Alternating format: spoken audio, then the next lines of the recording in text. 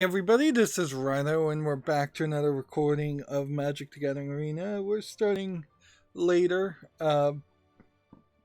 Just insomnia lined it up that way, I guess. It's April 1st, so April Fool's Day, so there's a lot of opportunity for things to be wrong. I'm just going to put that out up front, so I may very well accidentally cover some news article that is completely just an April Fool's Day joke. I'm fairly certain that the end of the season for Magic is not a joke. And we got our season rankings, and we got some rewards, and once we get these rewards, we'll see if we can get the audio to actually work. I don't think so, though. It seems like there's a scheduled maintenance for MTG Arena tomorrow, and hopefully at that point the audio bug will be fixed. Let's see, as far as constructed, we are down back to silver tier 3, which is not terrible at all, and bronze tier 3, which is pretty bad for draft, but that's kind of to be expected. So let's just come over here on the audio. We'll bring the audio up, and we'll even toggle this. So it should be playing this audio when I come over and click on something else. Nope, it still doesn't. So the audio ducking, the audio going quiet when I go to my second screen, which I do a lot, still not fixed. And I wasn't really expecting it to. Let's see, we have white and red and white and blue. We gotta re-roll something, so I'm going to reroll white and blue because I don't want to play blue more than anything else.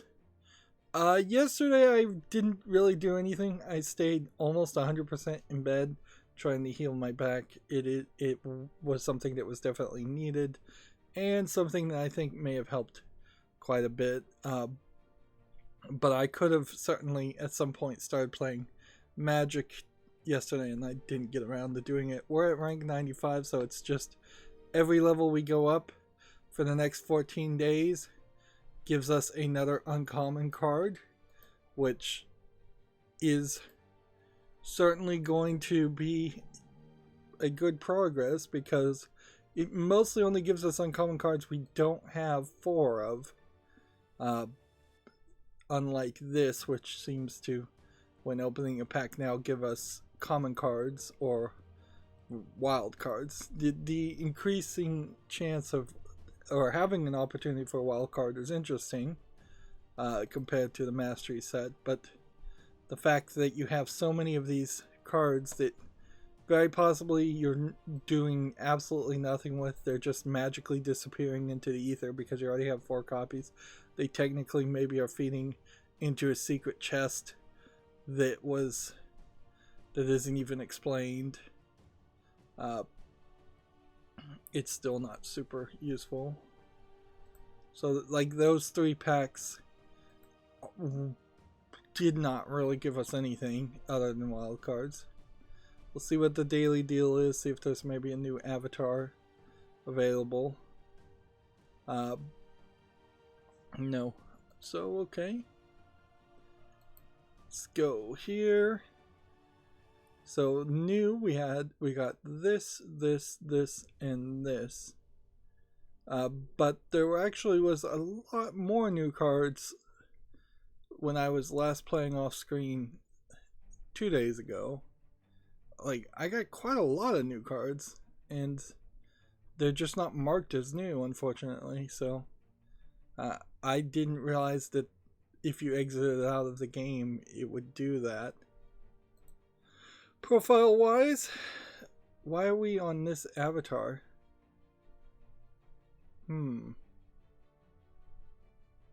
That's weird. It apparently reset me at some point to the avatar. We bought this guy. We were using this guy. I don't particularly like this guy. I think I want to play this guy for a while. And then we'll kind of work our way through all of these characters. And just play everything a little bit more. It doesn't really matter. Let's see, we could do a rank draft, Theros Beyond Death. I don't want to do that, particularly since I think we are, like, if this mastery expires in 14 days, then we probably are also getting a new expansion in like 14 days. Although it is also kind of questionable if the next expansion is just going to be a core 2020 set or 2021 set. What in the world are we going to do with the mastery there? Just get a bunch of packs of core 2020 cards, reprint cards, I guess, and maybe get some skins for those reprint cards, I guess. That's gonna be a little weird. Probably the one mastery to skip per year, if anything, would be the core reprint set.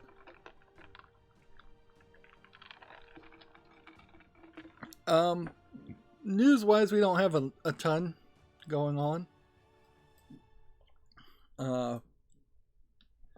It did occur to me that in this current climate, the ability to use OBS and kind of stream video, in theory, should be much more highly regarded.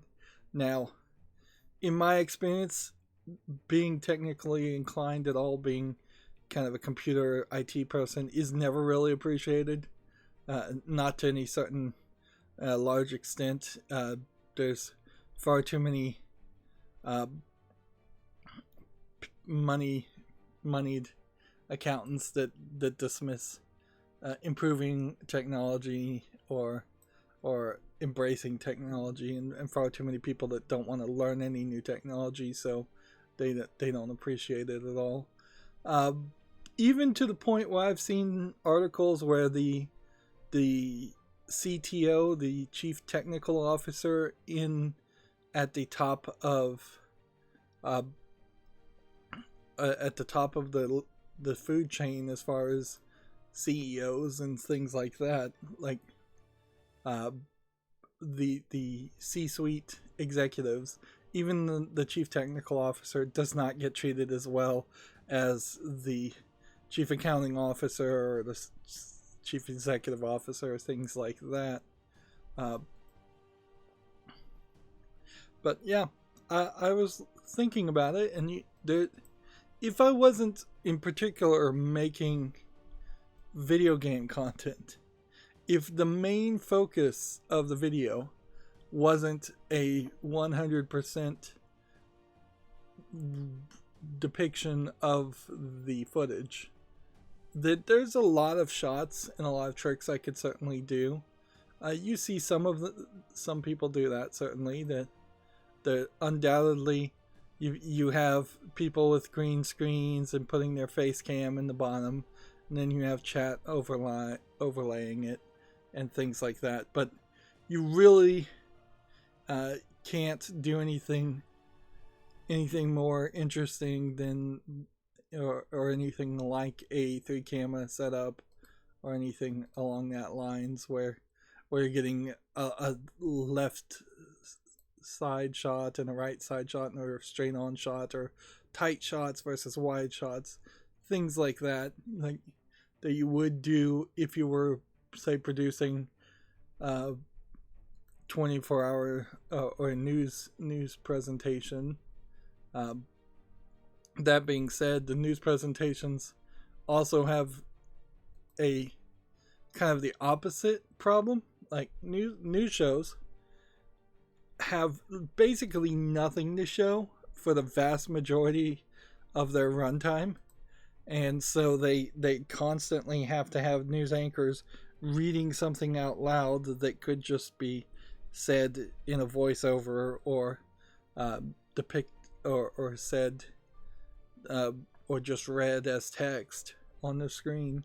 But that would be very boring for TV, so they hire relatively good-looking news anchors, and they have them read out the news to you. Basically, all they're doing is reading a newspaper to you very often.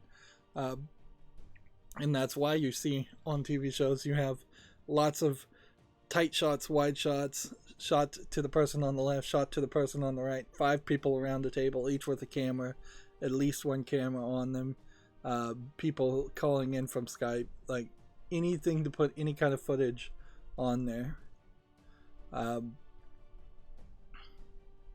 But yeah, then again, if you were doing something like a makeup tutorial, I don't think you probably need more than 2 cameras.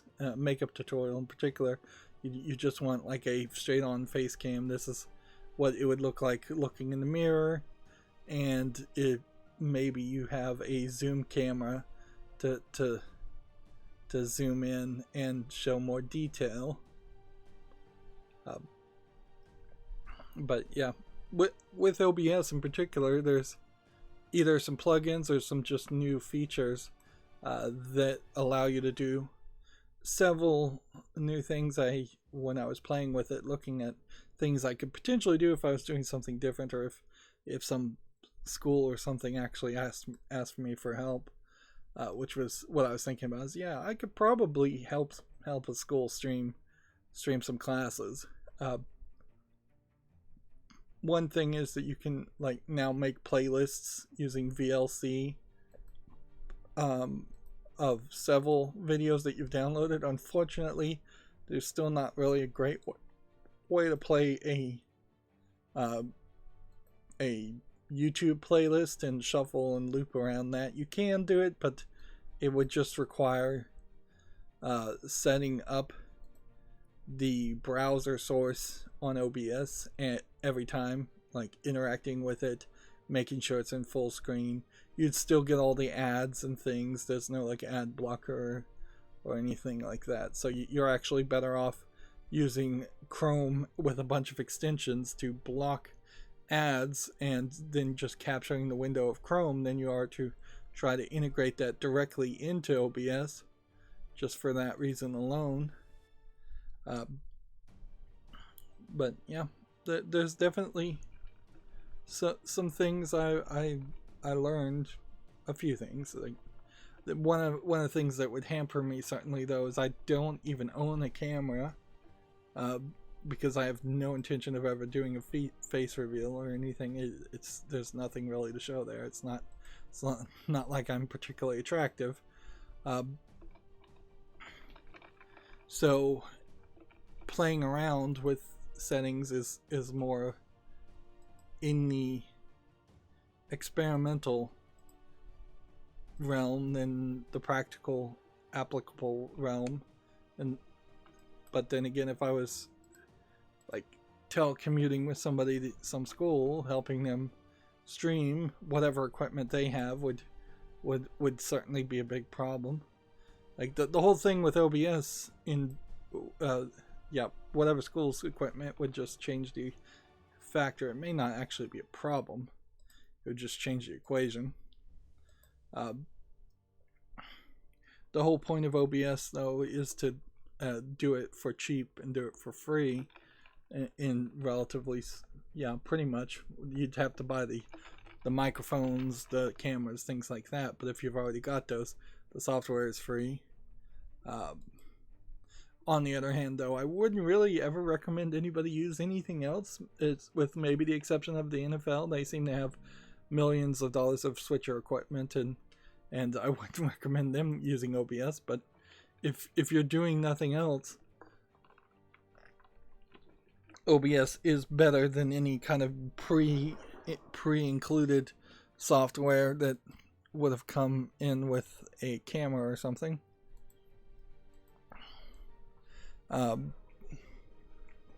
Yeah, and it would be kind of ridiculous to recommend somebody use like Streamlabs if you're a school and integrate the Streamlabs functionality, even if that is more idiot proof. Like I would want to make a bit of a balance to give as much improvement on your visuals as possible, with the main more important factor being that you keep it idiot proof. And I know how to do that with OBS. I don't think you can do it as easily with something like Streamlabs or XSplit. But yeah, certainly OBS does look a little bit intimidating and does have a lot of functions and features. So yeah, I could see people getting scared away from it. Your main goal in trying to teach, or my main goal whenever trying to teach any kind of technology, would always be to intrigue people to experiment and try new things, and empower them to do things that I haven't even thought of.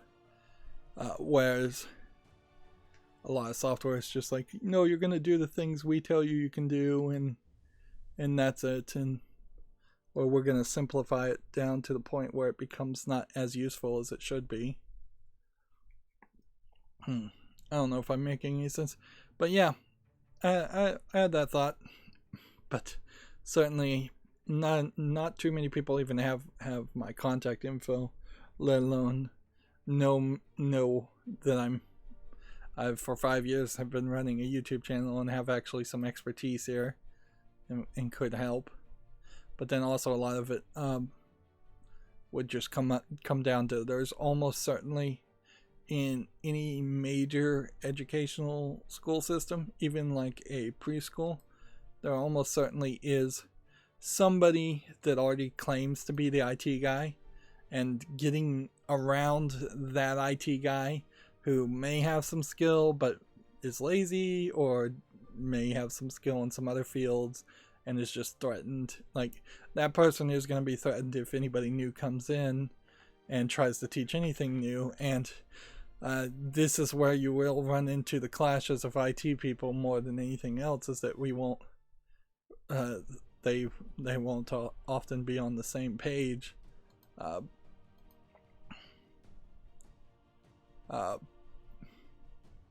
certainly I'm not in any condition or desire really to be like a permanent video producer for any organization to help them stream video. Like, the general idea would be intriguing, but I would have to put so many caveats on it. Like, I would have to be able to work whenever I felt like working because of insomnia, just no hours at all. I would have to be able to take any point also on top of that off because of my back, and it would just be like, I would be such a terrible employee on the basic things that people demand on employees. I could, that's basically what a contractor is, where a contractor just takes a job and then on his own deadline basically returns the work and works on it whenever they feel like it. But the truth is, like, most people that are hired as independent contractors aren't legally independent contractors, because the people that are doing the hiring are still making demands of their time and how many hours a week they work and all of those elements. And nearly no boss cares really about the quality or can even understand the quality of your work, particularly in fields they don't understand, which for me, IT is probably a field that a lot of higher ups wouldn't understand. So they only can justify that they think you're doing a good job because they see that you've worked for 40 hours a week and that you show up on time and that you don't leave early and things that they really have no connection whatsoever to whether you're getting the work done or not. And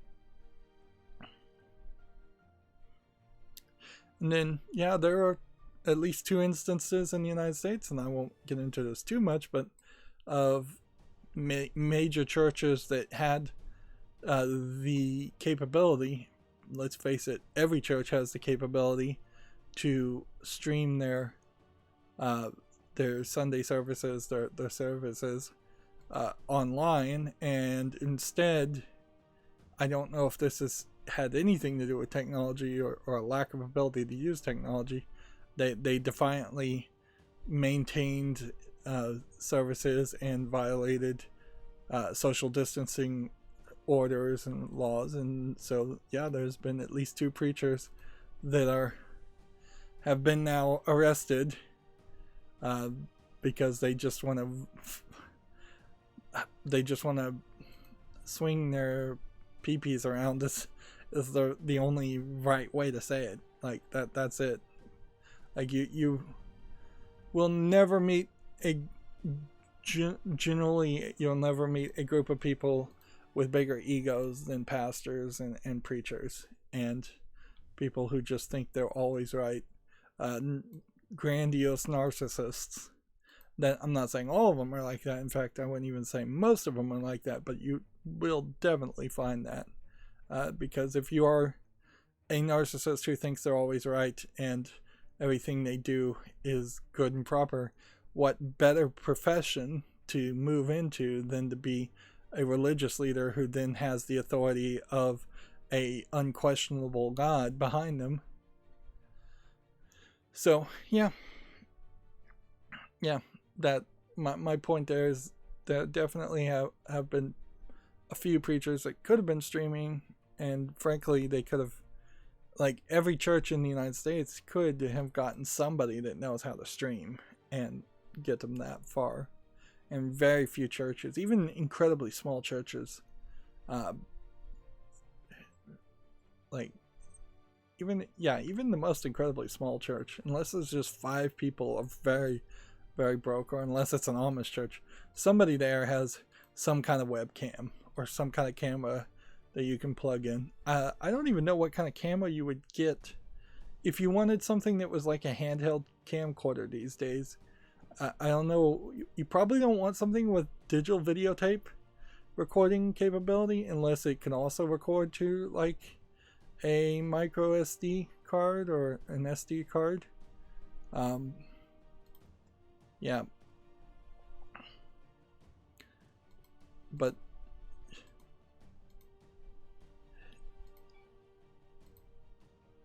yeah, I don't know if there is like a Canon handheld camcorder that does a decent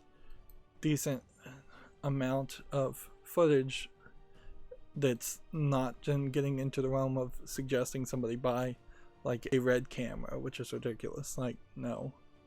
But there probably is something, I just don't know what it is, between buying a Logitech, even like a expensive Logitech 4K webcam whose sensors and lenses are going to be relatively small, and buying something that is a handheld camcorder whose sensors and lenses are going to be a lot bigger.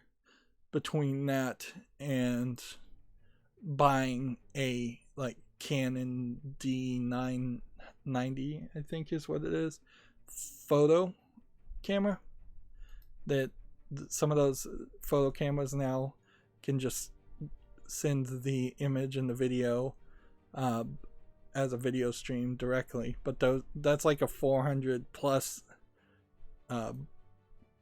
still camera. Like there's got to be something between a maybe $120 webcam, 400 plus Canon still photography camera that you'd have to buy lenses for and things like that. That's for a long time, like, there definitely were things like that out there, but I haven't seen anything on sale recently because most people don't need that. Most people are just recording on their cell phones, and like, I don't know if there is some third-party software where you can use your cell phone to as a video device on OBS. There probably is. There probably is something along that line where you could just use the camera on a cell phone. Not gonna win here, obviously. But yeah, or use the camera on your like laptop.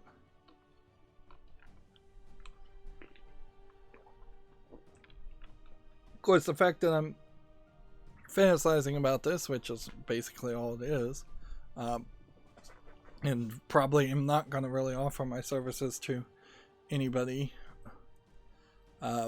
is just a great example of how bored I've been. Like, totally bored. I will say I tried to play Scrabble Go. I'm now wrapping up all these Scrabble Go games, and I'm going to uninstall that on my phone, because, yeah, it's just Scrabble, and even though I'm bored, it's not that boring.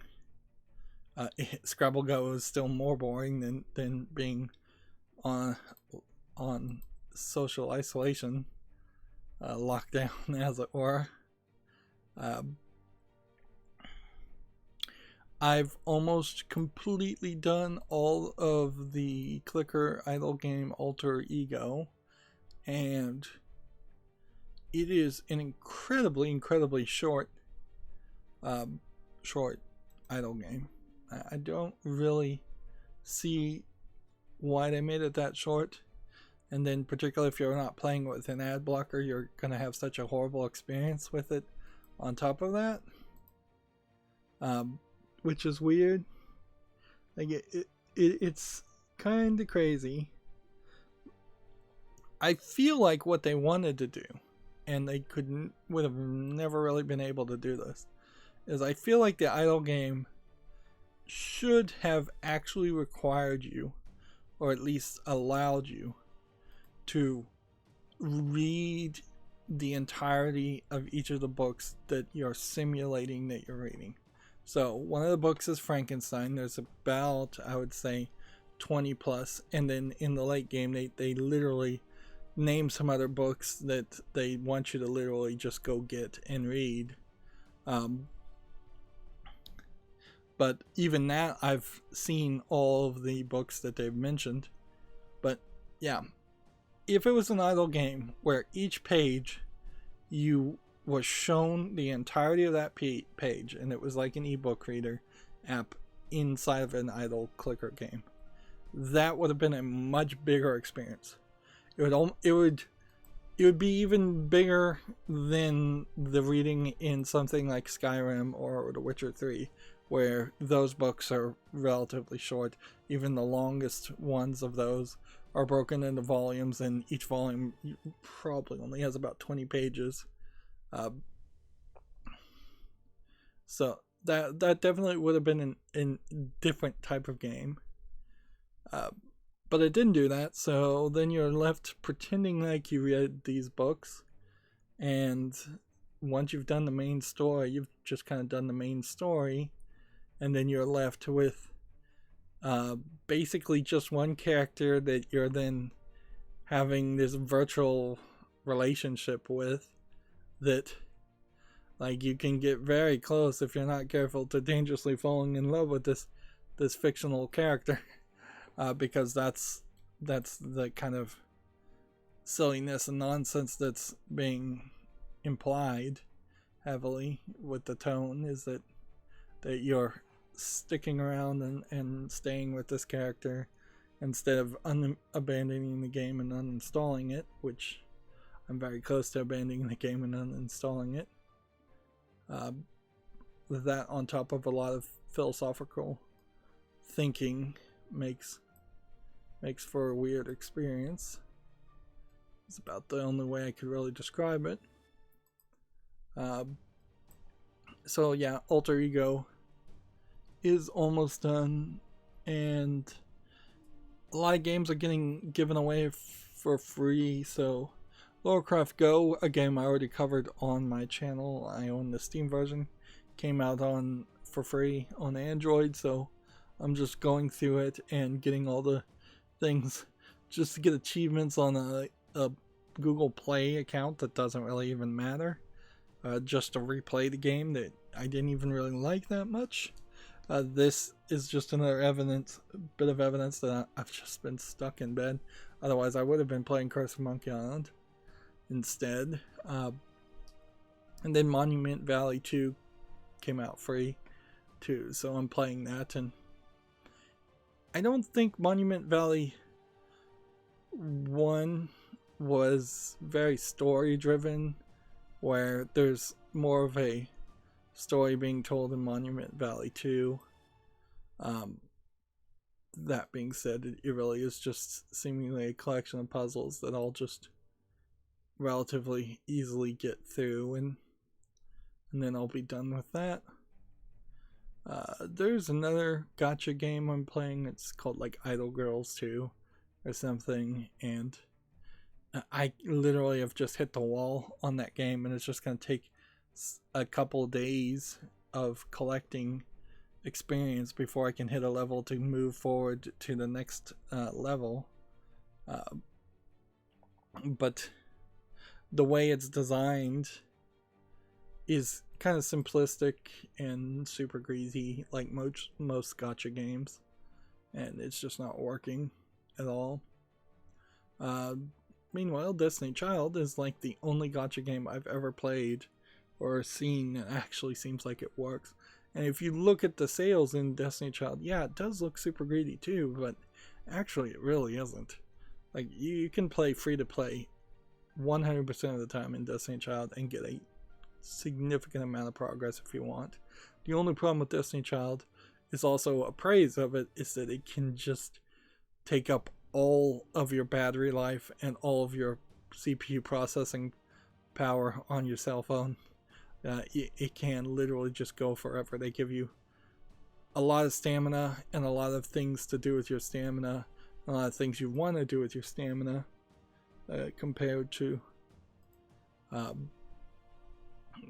most games where you eventually, within an hour or two, run out of things to do.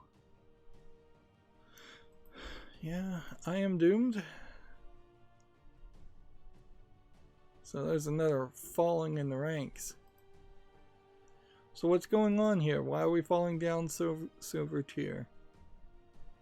Is it because all the good players are playing right now? Or is it because I'm not paying enough attention? I should be paying relatively a large amount of attention, because it's not like I've even started to cover the news. So not really a good reason for that. Alright, well, speaking of covering the news, I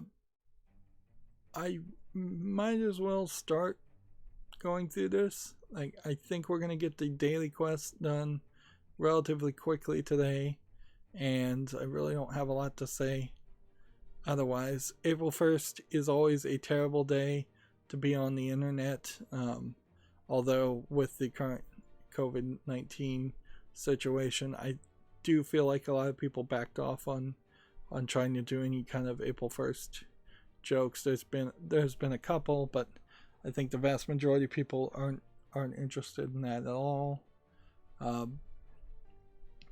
So yeah, it is a good day to go shorter than normal. So we have a game on Steam here called Mazeboro, which looks like it is a box pushing game where you play as a hedgehog. Doesn't look particularly interesting or particularly visually appealing. It's $6.99, English only. Nothing there for the follow list. Let's see. Let's get these all loaded up. Play that, I guess. And that.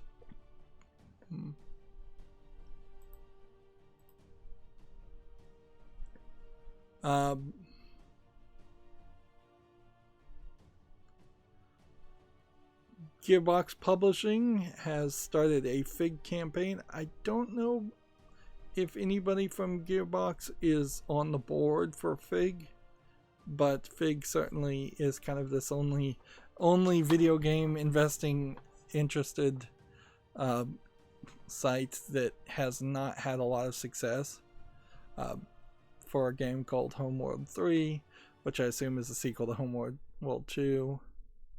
Apparently it's made 100% of its $1 million goal, so theoretically it has been funded. I have no idea what Homeworld is. I guess I could watch the trailer here.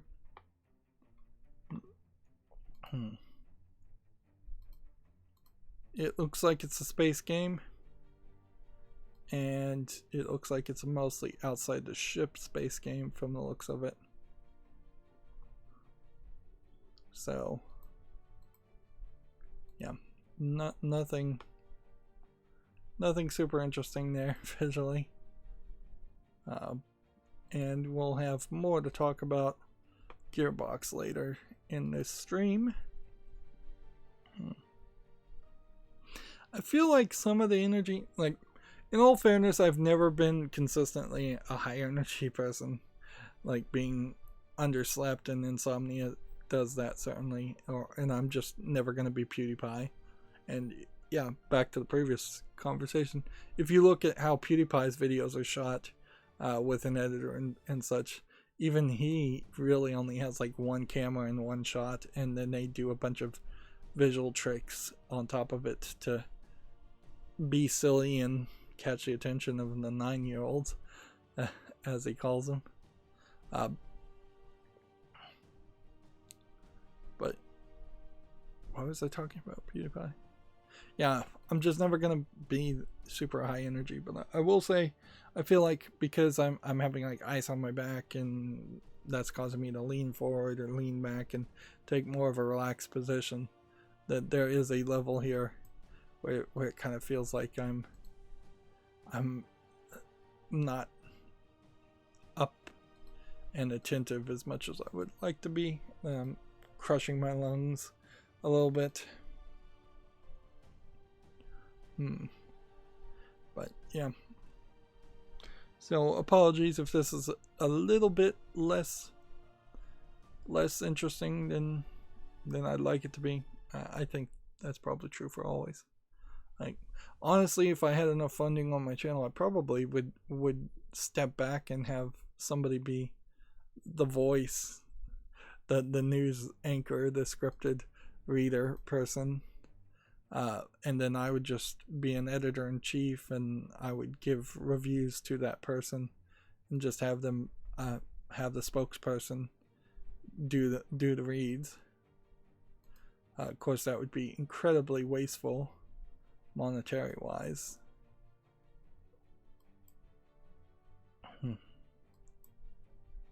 Okay.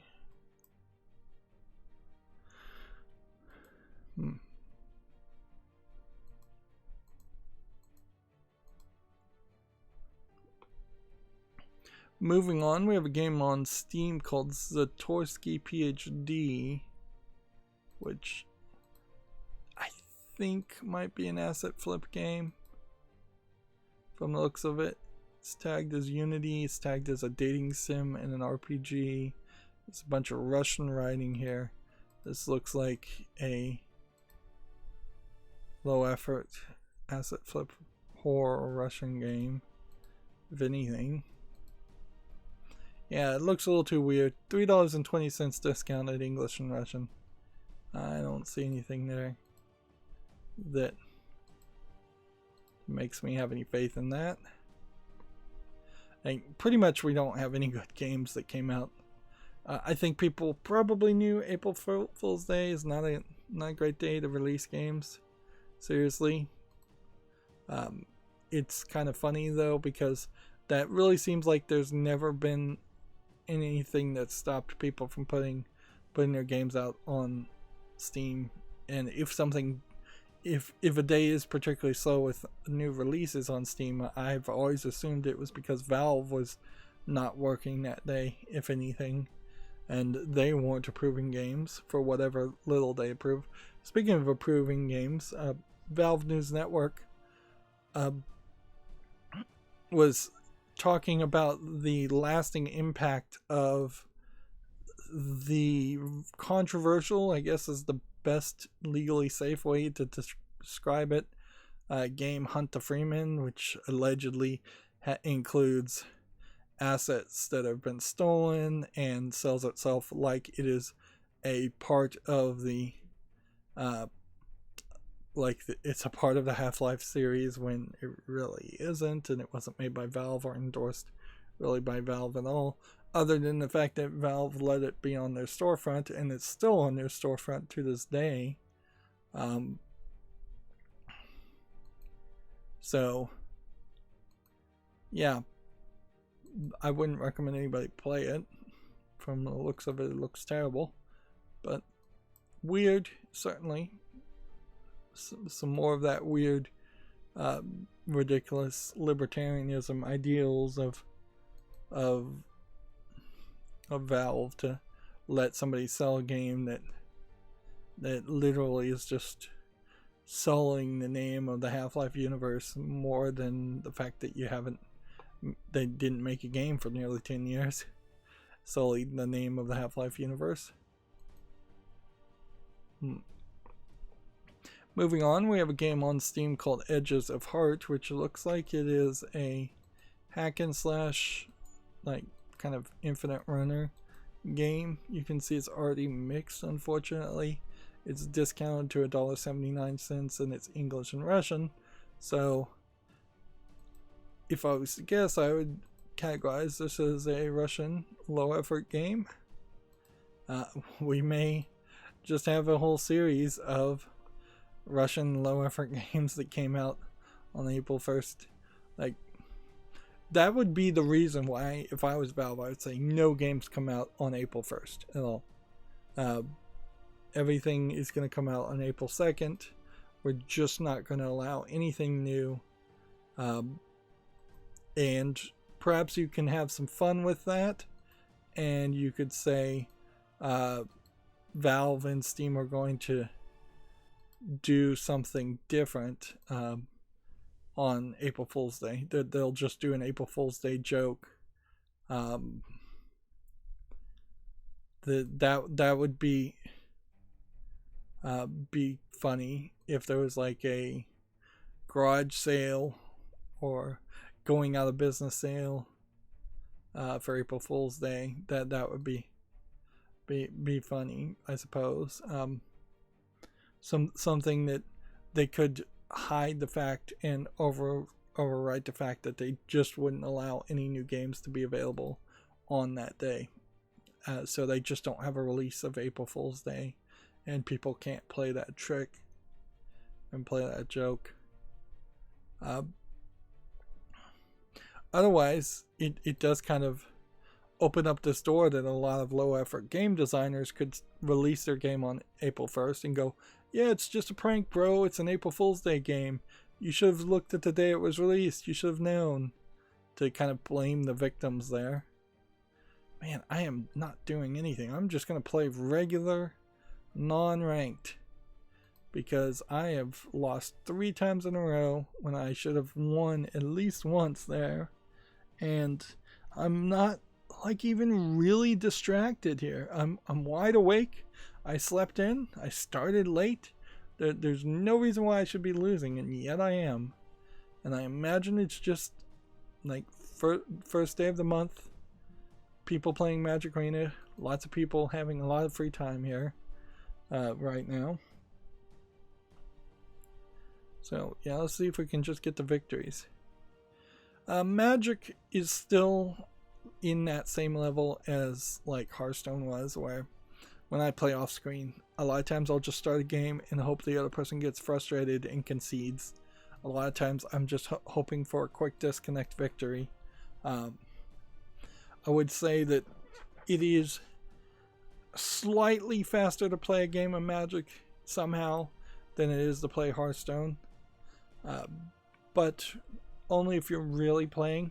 It becomes really slower if you're not playing and you're trying to use the timers and the timers are burning out, or if something else is going on.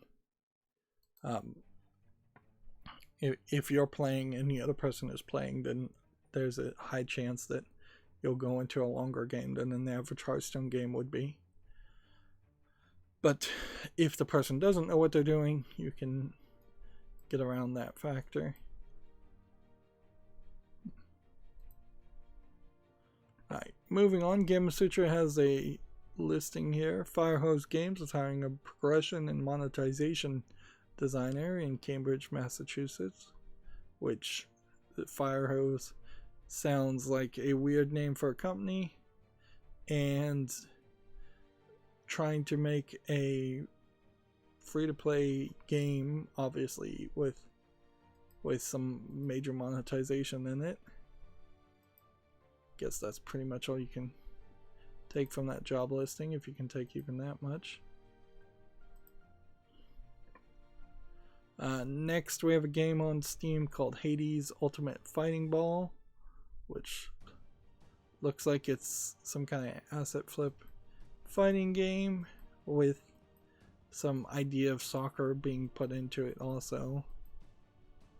And clearly it's trying to make some name confusion with the other game, Hades, that came out recently. So clearly a low effort game.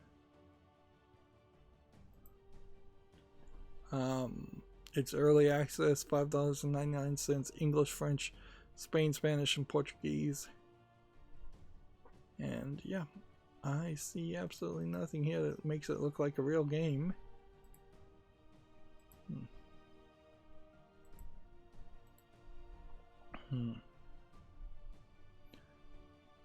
Next, we have a game called Spartan Commander Real Time, which by the looks of the user interface is a low effort asset flip game. Even though I would say some of these visuals don't look terrible. There's some terrible pop in here.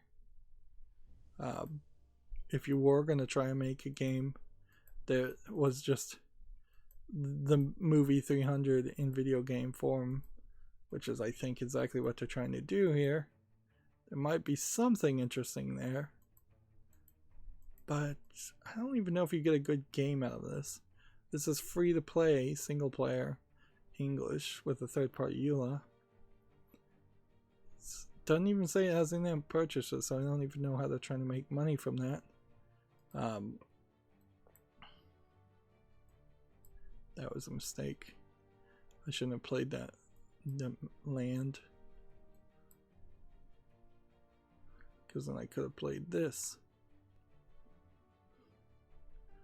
Let me ask this question. If I play this, and then I get rid of this one, it doesn't matter. You can't play that to then let you draw a second land. I was thinking maybe it would, but there's probably no good reason why that would be the case.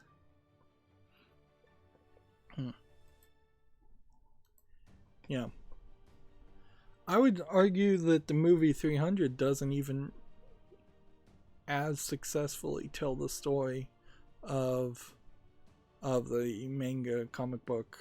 I think it's a comic book, 300. Like, and the sequel, people don't even remember exists. So,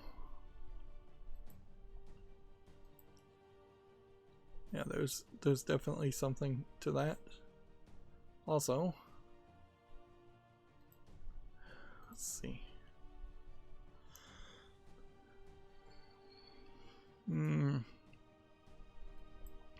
Just play that. And then we need to attack with this. And we need to attack with this. We need to attack with this.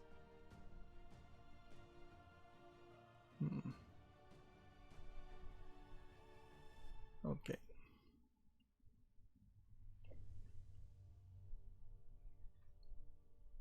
Yeah. I don't even think the movie translation did a great job on 300 to tell the story and the dialogue and the impact that I think the comic book could have told. So if you're to make a video game element of it, it would almost have to be a Telltale game, something like that, to really focus on the story and the characterizations, and not really focus on the fighting, because the fighting is kind of set in stone, and that there really isn't a way to improve that, or really do much of anything to ensure that that the fighting could be fun. Tap this guy. Start with.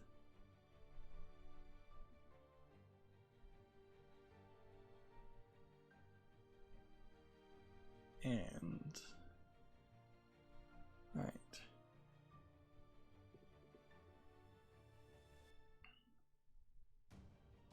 We need to play this.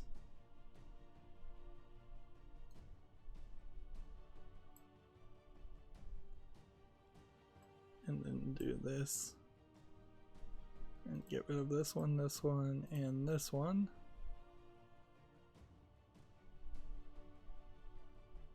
I don't know if I've got a win here.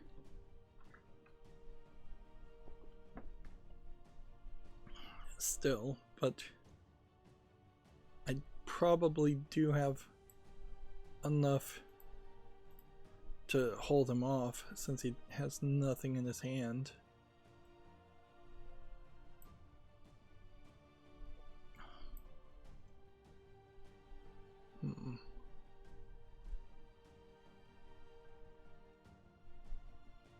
Death Touch Afterlife versus Death Touch Lifelink. There we go.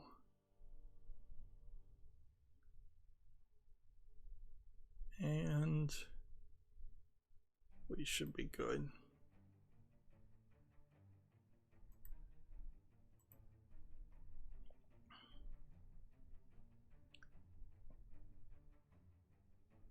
See, we don't need to talk about articles that have already happened, so we'll close Gamma Sutra talking about things that have already happened. TechRaptor has an article. The Humble Bundle announces the Humble Conquer COVID-19 bundle. The problem with this is it includes a lot of games you probably already own. Let's see, FTL Faster Than Light. Maybe I don't have that on my main Steam account. This Is the Police is not a game that I would want to really have.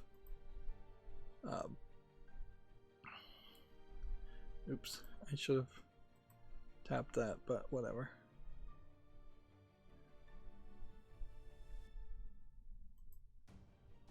Go ahead and just block that, and that should be fine. Darksiders 2 Definitive Edition I have. Sniper Elite 3 I don't think I have. I don't think I have Super Hot. The Witness I do have. Undertale I think I own. Hollow Knight maybe I don't own. Wizard of Legend I don't probably own. Tabs totally accurate. Battle Simulator I probably don't own. Fahrenheit I probably do own. Tropico 4 I probably don't own. Broken Age I do own, and World of Goo I think I have on that account too. So it's kind of a mixed bag, and constantly you're going to run into that problem in Humble Bundles going as you build a larger and larger collection of games, is that they eventually are going to have to either get down to the point where the bundles stop being so much bundles and just small selections of individualized games, or you're going to end up buying the same thing 2 or 3 times over, and at which point the discount may very well not be worth it. I'm going to go ahead and eat that, play that, play that, play that, and play that, and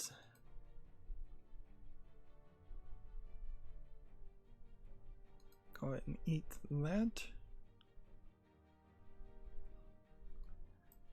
and oh, I think I just lost. No, I didn't, but I got very close.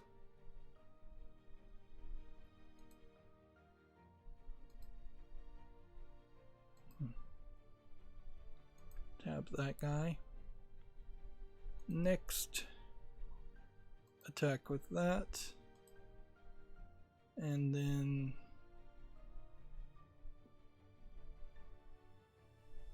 that's pretty much it.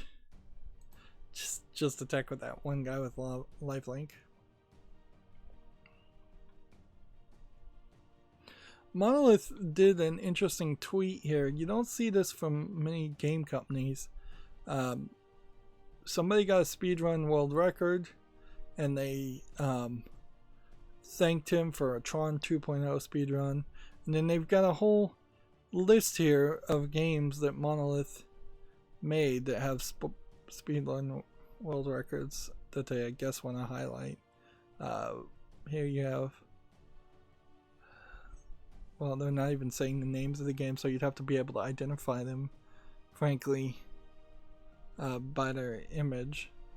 You can tell Condemned Criminal Origins here has a speedrun of 1 hour and 18 minutes. Fear 1, Fear 2. Fear 1 was done in 48 minutes. I wish I had done that in 48 minutes. Also, I don't think I understood this story as Fear at all. Like, apparently Alma was pregnant with a girl, so the girl on the front of the cover is not actually Alma, or Alma is the girl and there's some other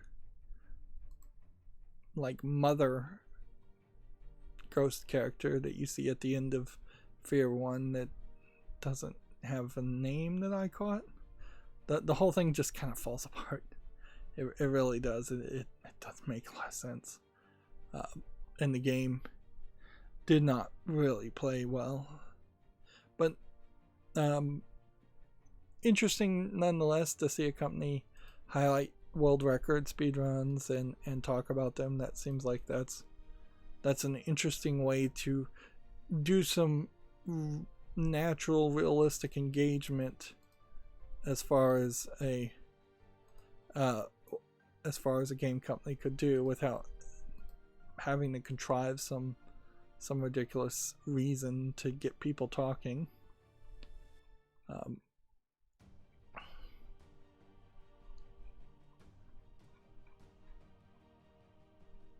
So yeah, interesting. An interesting idea there.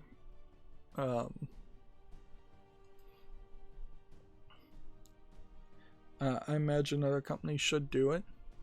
Moving on to something completely different, TechRaptor, who has a business relationship with Newtaku, the adult-oriented, I'd say mostly online game site, Newtaku has a stay-at-home campaign to keep you indoors with lewd entertainment. Let's see. Each of these games have in-game events. So, Booty Calls, Crystal Maidens, Merge Nymphs, Project QT, and Sacred Sword Princess. And you get 299 gold if you enter the code waifu laifu, which, if you don't know what waifu is, it's just Japanese for a pretty much fictional cartoon imaginary wife.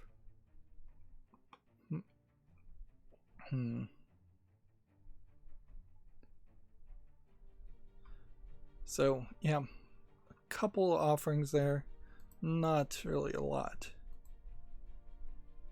though. Certainly not something you would write home about just because of the subject matter alone.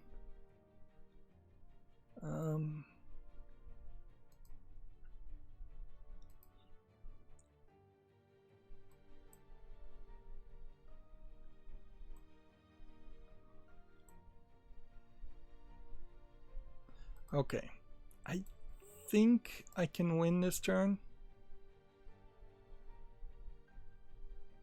if I just do this and then do this.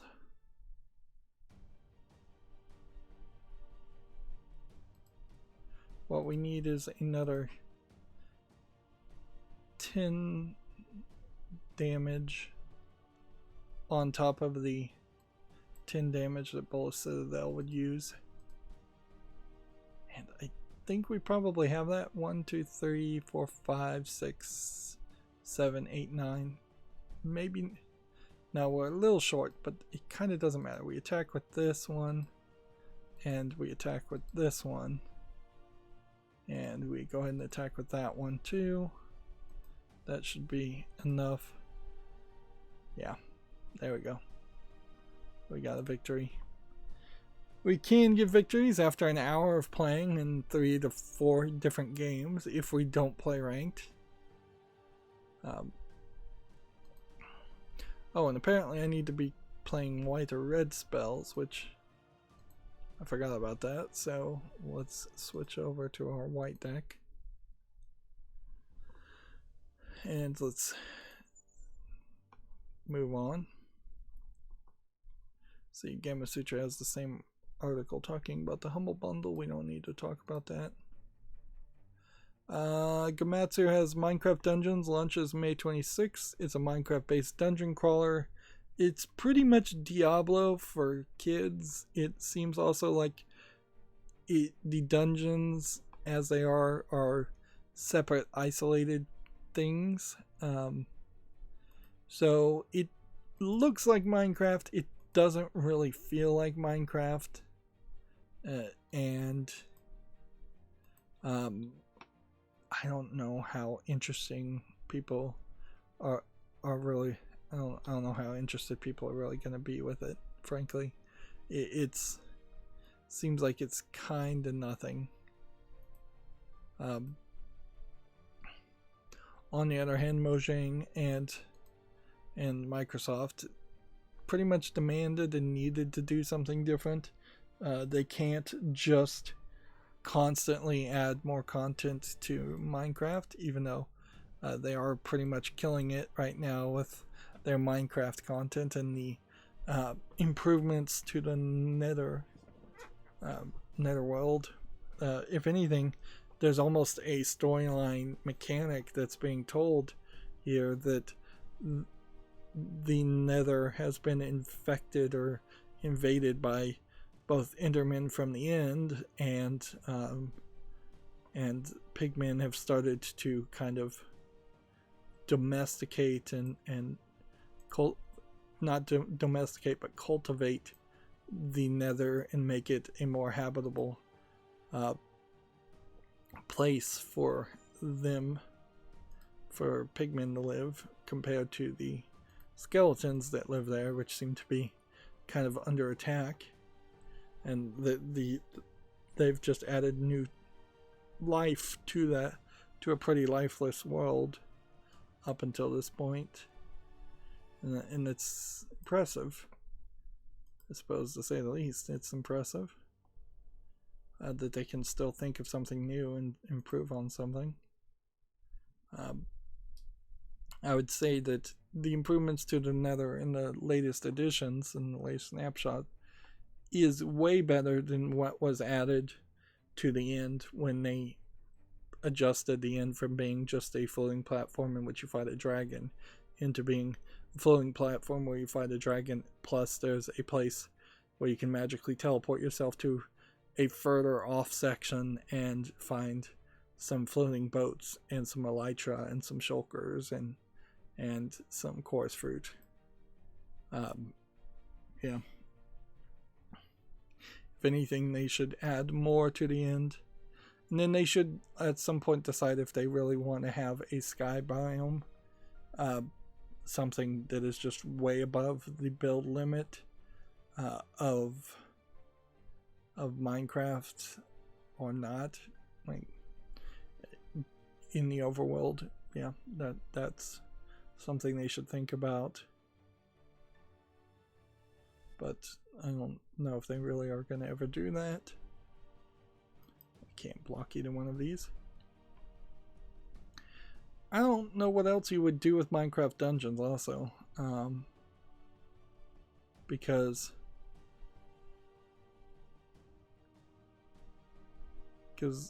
Minecraft Dungeons in particular is nothing special. But what else would you really do with Minecraft? They also have the augmented reality thing, trying to fight with Lego.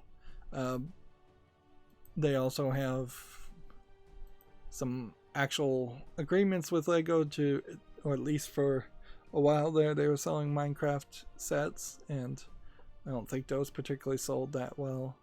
I think Minecraft has pretty much just hit some saturation point, and there really isn't a lot more that can be done. It sucks. This sucks.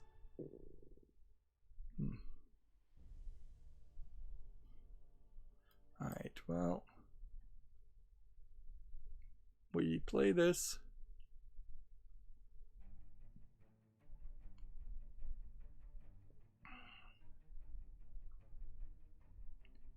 And that saves me a little bit, but not by much.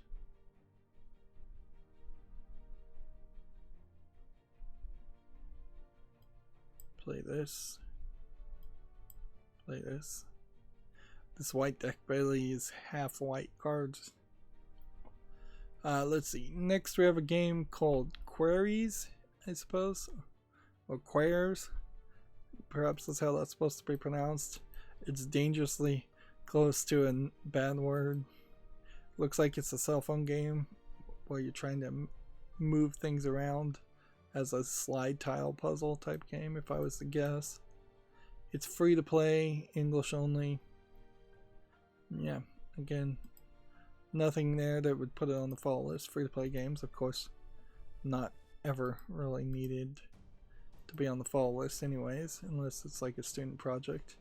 And even if that was a student project, there's nothing impressive or interesting to say there about that.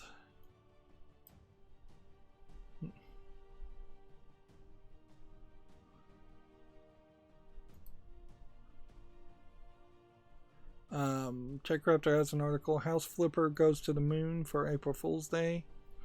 I'm going to try and cover some of these April Fool's Day jokes, but I probably am going to miss quite a lot of them. And again, I said earlier, it doesn't seem like there really is a lot of them.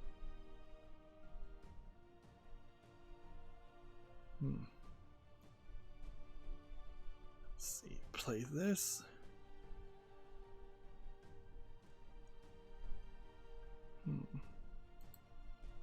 No attacks.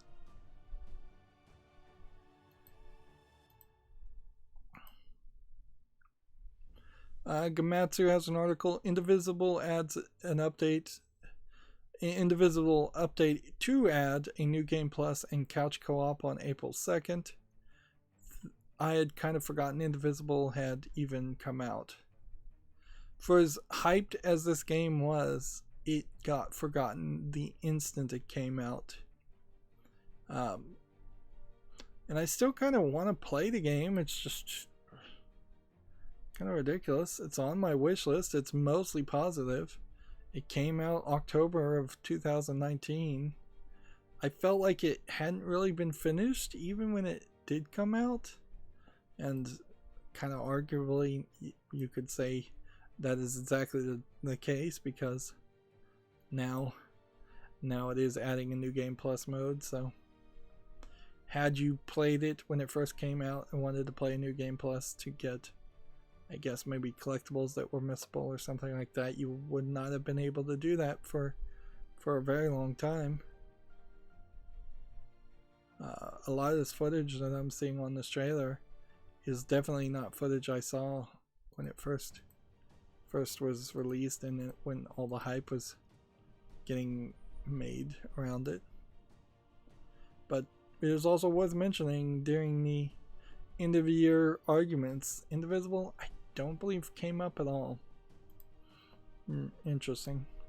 So I guess maybe the check didn't clear as far as the bribing of the mainstream video game media, because that one got that one got dropped. And you don't see a lot of that. Usually you have people sticking to their guns. If they're hyping a game, they will hype it for at least a few weeks, if not a long time after the game is actually out. There is something interesting to seeing what Giant Bomb is doing now, and seeing that there's this factor of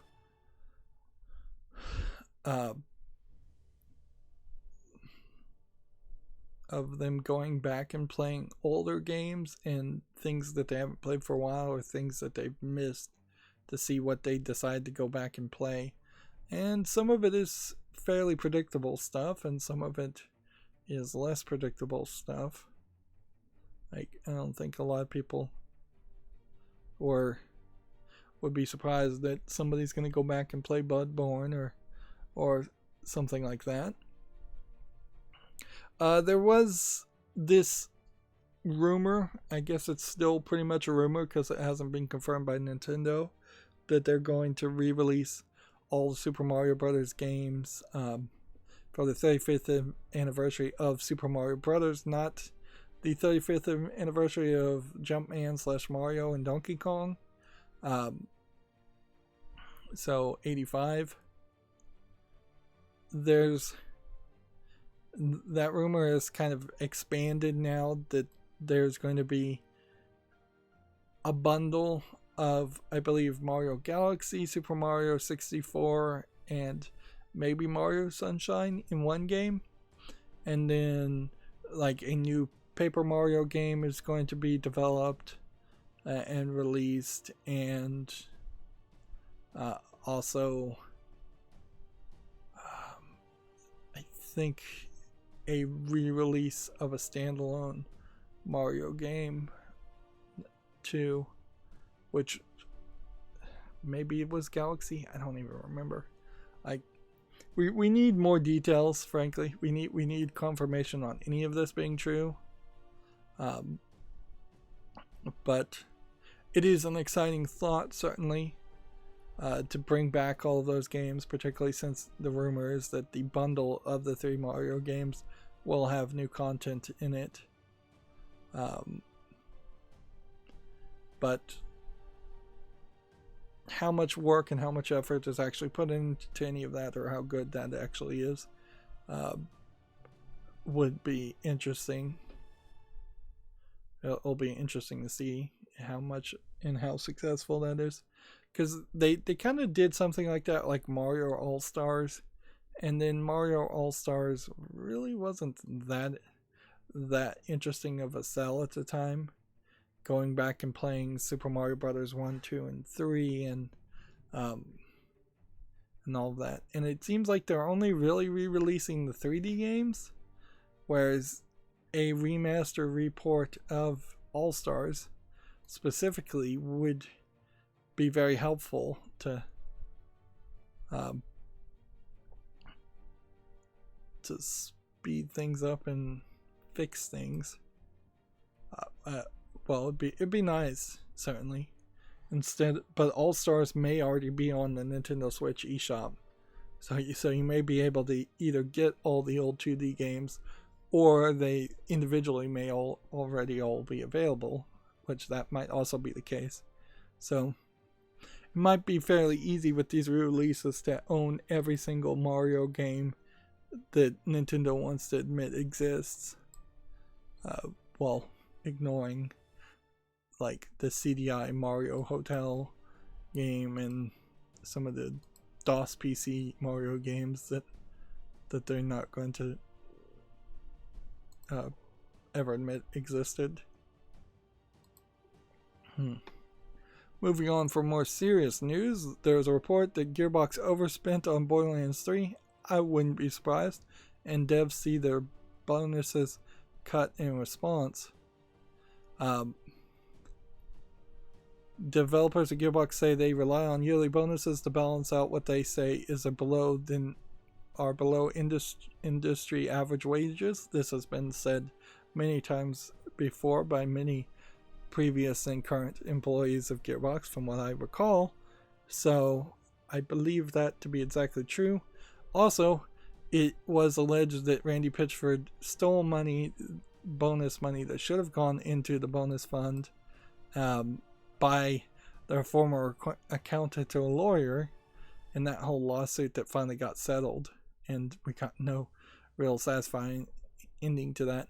So it feels like what Randy Pitchford, as the person in charge of Gearbox, has done here, has once again stolen money from the coffers of the bonus funds, either by actually overspending on Borderlands 3 development or by doing some other shenanigans. The story continues. Gearbox is cutting significantly smaller checks to developers this year, despite touting series best sales on Borderlands 3. Blah blah blah blah blah blah. 40% of the game's income is redistributed back to the team as bonuses, while the remaining 60% is fed to the company by itself. But oddly, it seems, if I recall correctly, that the bonuses in that bonus pool also includes bonuses to management and Randy Pitchford himself. So, yeah, there's some shenanigans with that finances, certainly. The idea of having a bonus pool and paying bonuses is cool. It's a nice idea. But then if you're going to play these kind of games around that, it stops being a nice thing and it just becomes this stupid fallacy, I guess is the best way to describe it. There's a paragraph here. Staff were reportedly told in a meeting yesterday that Gearbox had spent more than expected making the game and hadn't accurately projected how Borderlands 3 would sell. In other words, it didn't sell as well, which is good. That maybe this is the only evidence we'll ever see that the boycotts work, and boycotting the Epic Games Store and also boycotting the release 6 months later on Steam actually did have an impact. They also increased the studio size as a whole, which means less bonuses also. That's what it continues to say.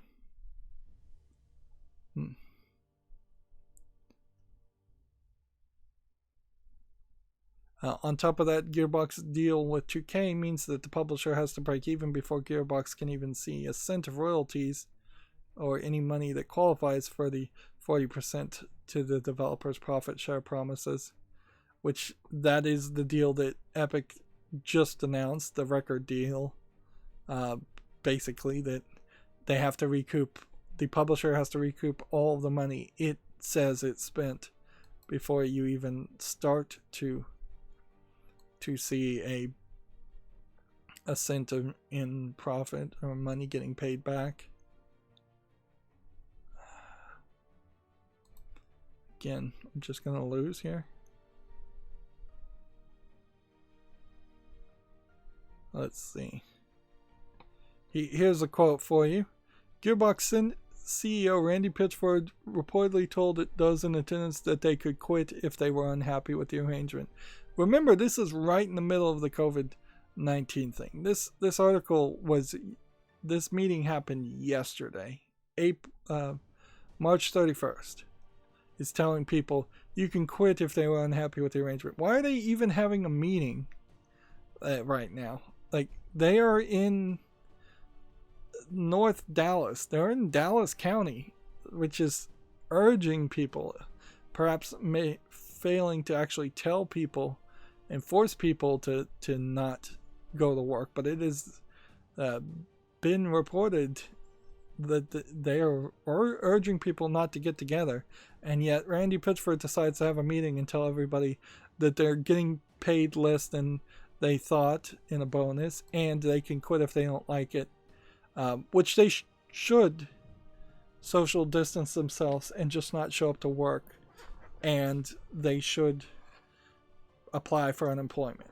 Like, there's There's a risk there of getting claimed as a job abandoner, but that's pretty much, I think, a risk that they should take. Like, this is probably one of the best times you're ever going to have without actually getting directly fired from Gearbox to kind of quit / get laid off or force their hand to fire you or lay you off.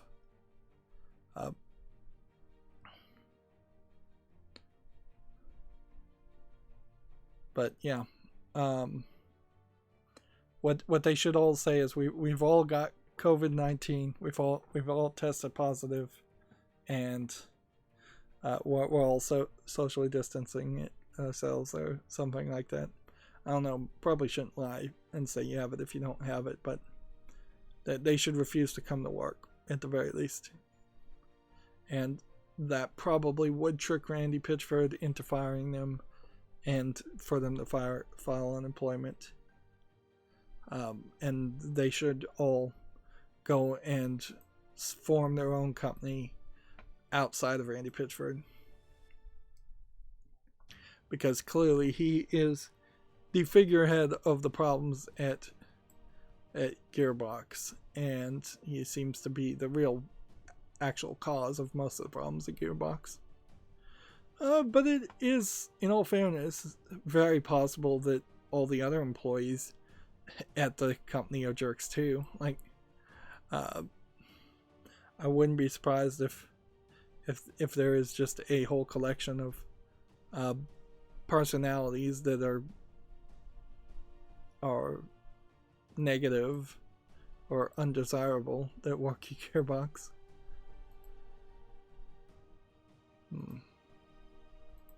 Might as well not do an attack. TechRaptor has the same article here, by the way.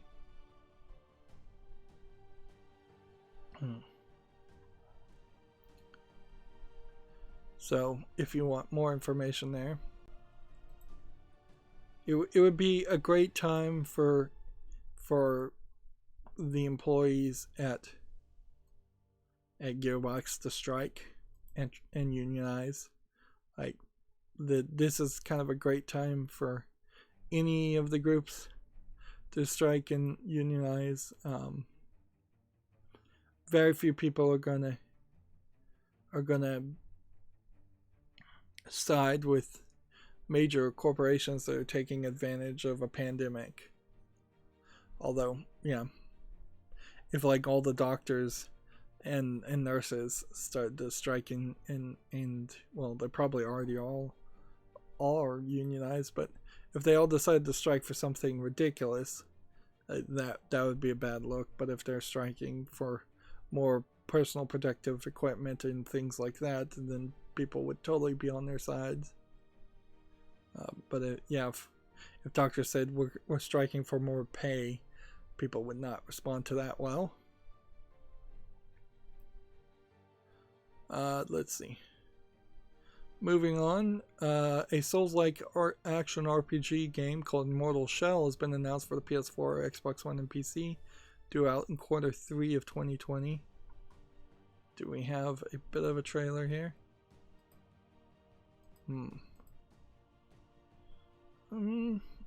It's brutal looking, and the graphics look nice in this trailer. I guess the question is, how much like a Dark Souls game would this really play? Is this more of a fast-paced, less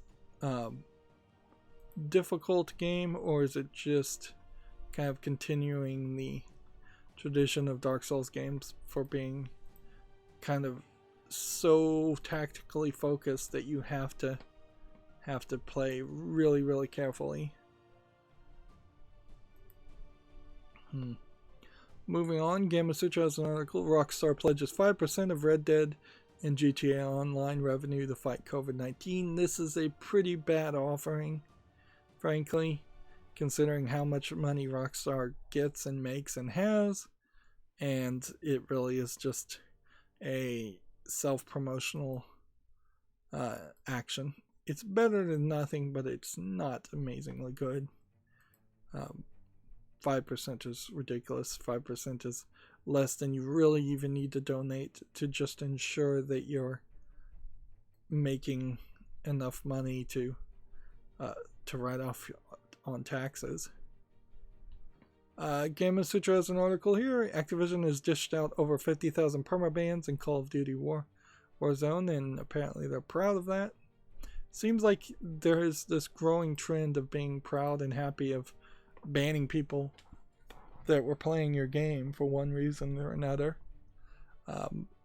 I would not be proud of any number of permabans. If I was running a game, I would want to keep that number really quiet and not tell anybody.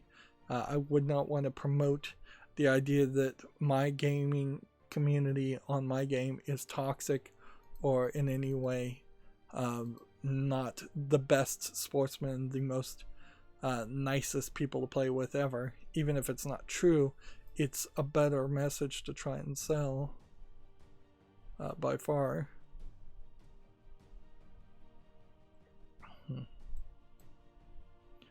Okay, we've got a 4-4 now.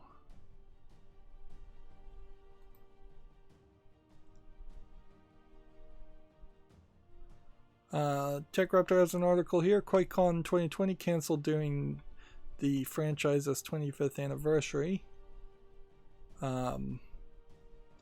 This is probably a great opportunity for them to get rid of QuakeCon now. People still like Quake, but it's not gaining any new audience. Quake is from, I guess, Bethesda owns it now, because isn't Quake the same company that made Doom? Yeah, but they failed to revitalize or do anything with Quake, and that certainly has been its own little issue.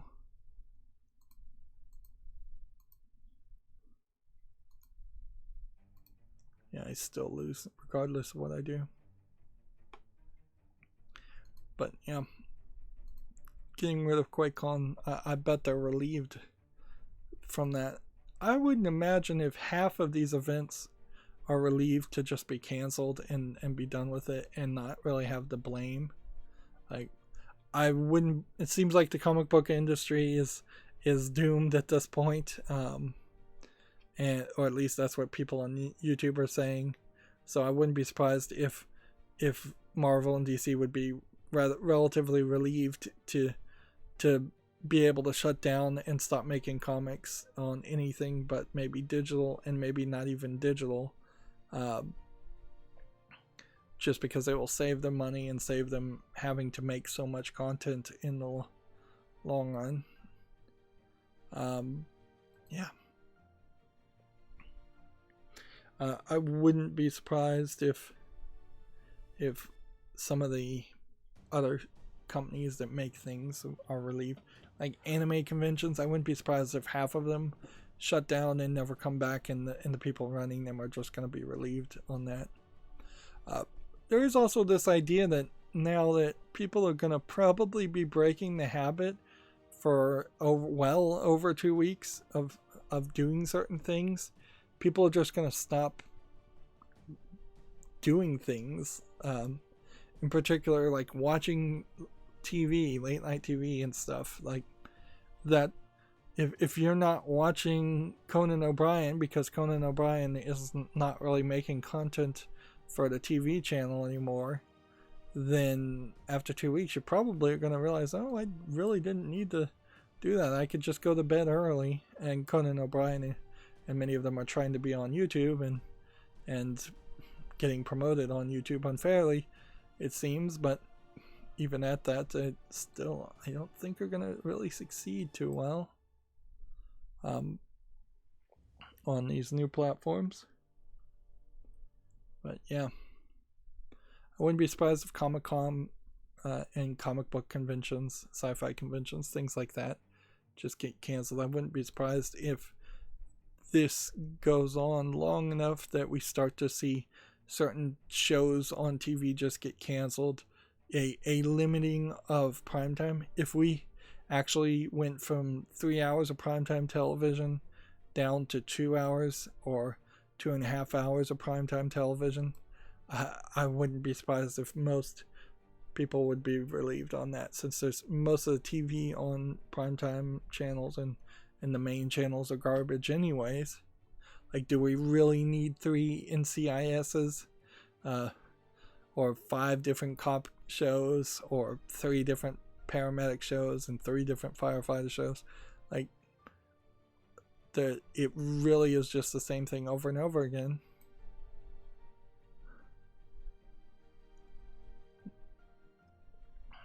Let's see.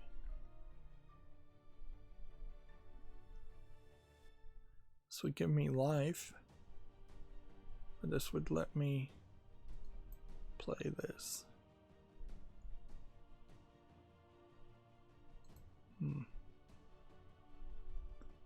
Okay.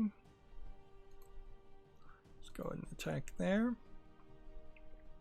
Next, we have a game on Steam called Xenogunner. There we go. Finally got some energy behind my voice.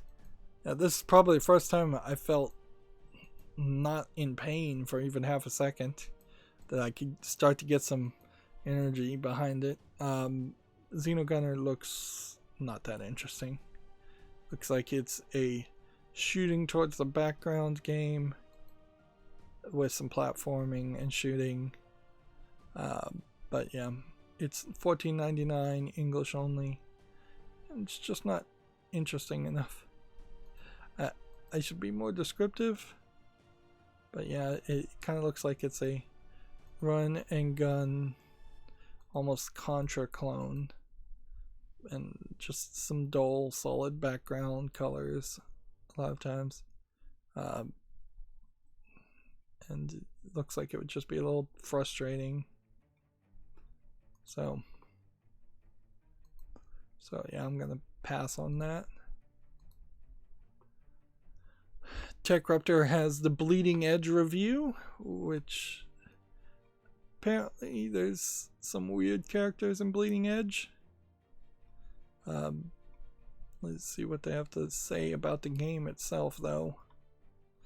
8.5, Bleeding Edge is a polished team-based brawler. Ninja Theory took user feedback from the betas to improve the gameplay, and with more content already announced, Bleeding Edge looks to have enough depth to pour countless hours into. Pros are bold, bright, colorful design, fantastic, unique characters, pacing cultivates chaotic battles, intense chases, Xbox Play Anywhere, and cross-platform multiplayer. Cons are the maps feel too large, sometimes it's frustratingly slower pace, and the team focus may deter lone wolves. So yeah, it sounds to me like it's an Overwatch not made by Activision Blizzard, instead made by Team Ninja. Maybe that has enough of an appeal on its own face to interest people. I don't know. We'll see how much of a fan base it gets. It's not really a single player game, so it's not something that I need to really focus on. Gamatsu has an article, The Legend of Heroes Trails of Cold Steel 4 is coming to the West for PS4 this fall, Switch and PC in 2021. Which is funny because I'm fairly certain they're still kind of promoting Trails of Cold Steel 3. So that they really are getting it down to a new game every couple of years, it seems. And yeah, it's a JRPG with potentially a lot of polish around it. I mean, you can even see by the packaging, they're selling a lot of editions and a lot of extra things around that. Let's see. Just do no attacks.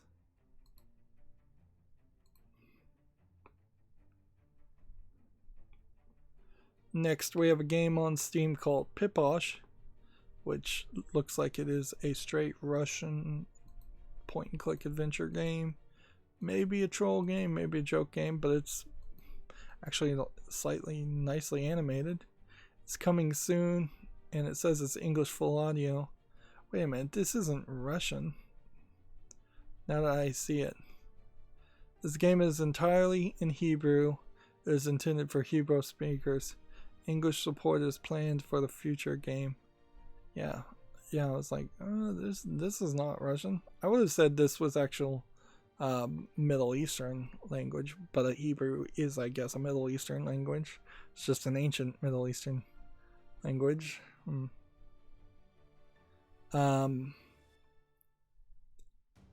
Yeah, I don't think there's much to do here, but I'm going to put that on follow because this very possibly might be the first game in Hebrew if it actually gets finished.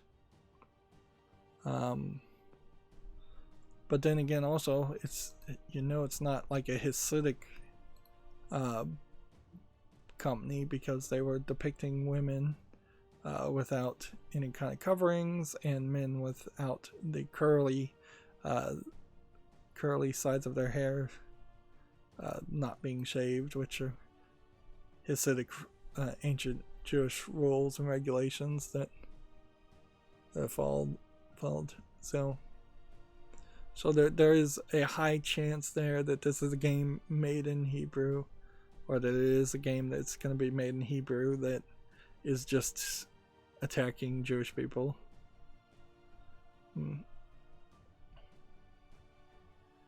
So, and I still wouldn't put it past it to be a Russian troll game, actually. Go ahead and play that.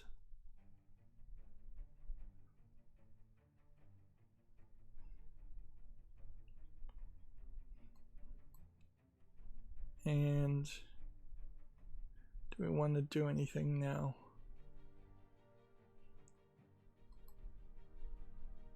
Not yet. Jack Raptor has a different article here. Death Stranding photo mode arrives early on PS4. I don't think that photo mode at this point adds anything to Death Stranding. It would have been very helpful later on. Well, it would have been very helpful if it was included day one. I could see as you're trying to climb different areas and build bridges and build roads and things in Death Stranding, being able to zoom in and take photos and map out your planned path would have been an interesting idea. I've also heard that if you played Death Stranding now, you probably would have a much better experience than the people that played it originally, which also is a problem, certainly, and not a way you want to have your experience go. Alright, so now every time this gains life, he's gonna lose life.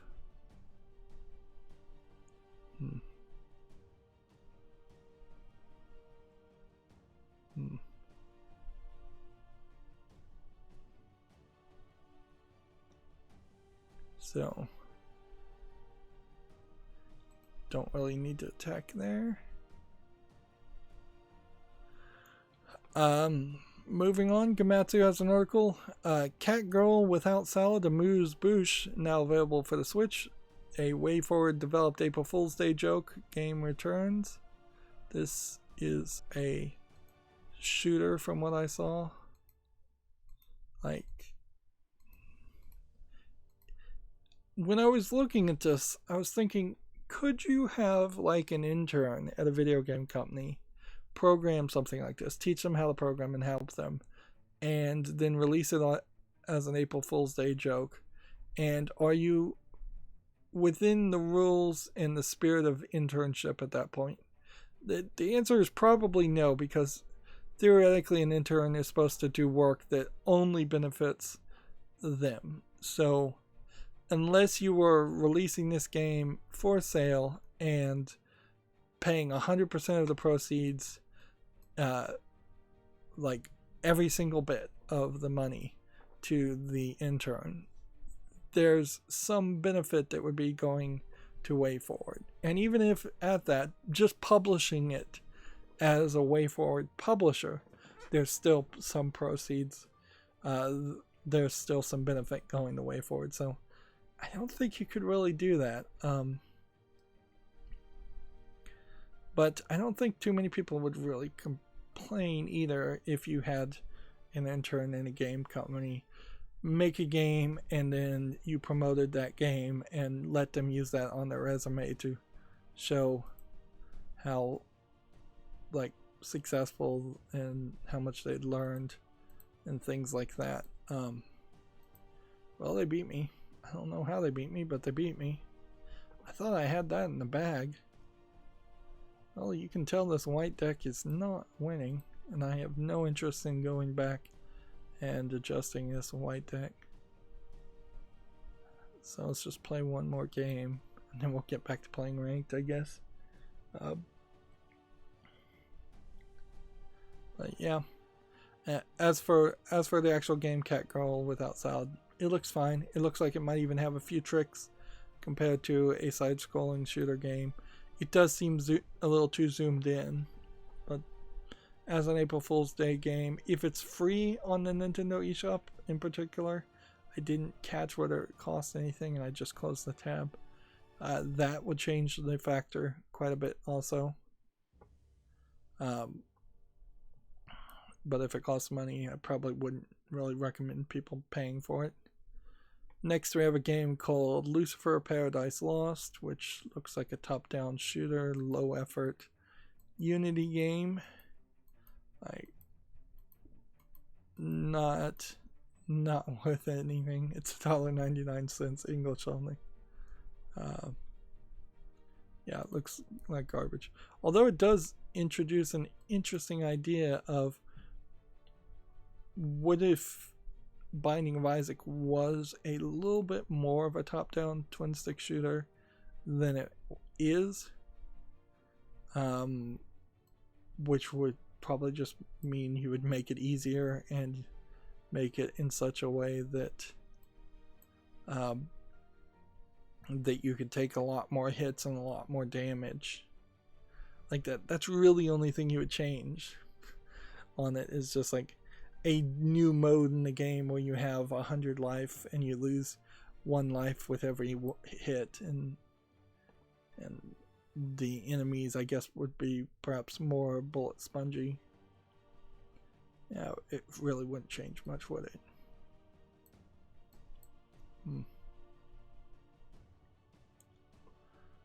Moving on, we have a game on stream called The Yolk Street. Let me double check, since it's tagged with sexual content and nudity, to make sure it's family friendly. I should have checked that first.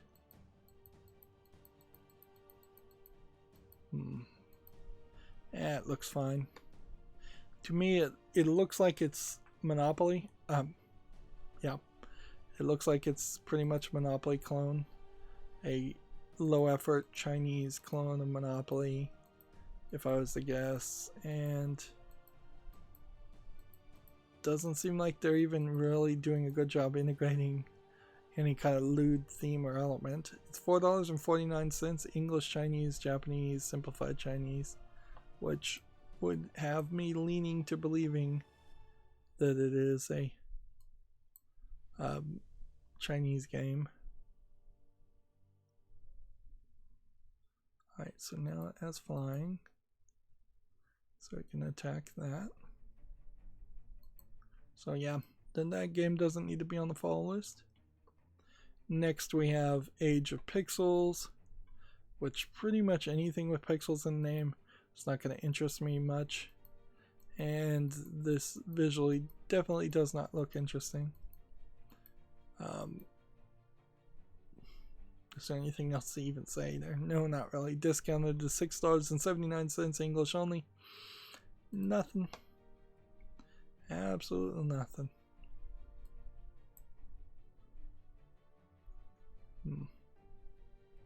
Play that. And go ahead and play that. And go ahead and play that. Then end the turn. Yeah, we have about 30 more tabs. And I'm not in incredible pain, even though we've gone almost 2 hours now. So I think we might actually be able to manage to do all of this.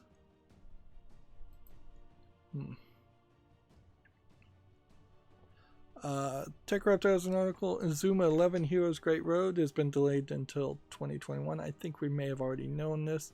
This is the anime soccer game that has a decent chance of not being that interesting or that good. Alright. I don't think I can have 2 of these on the field at once, so I have to kind of wait until this one plays itself out and then play this.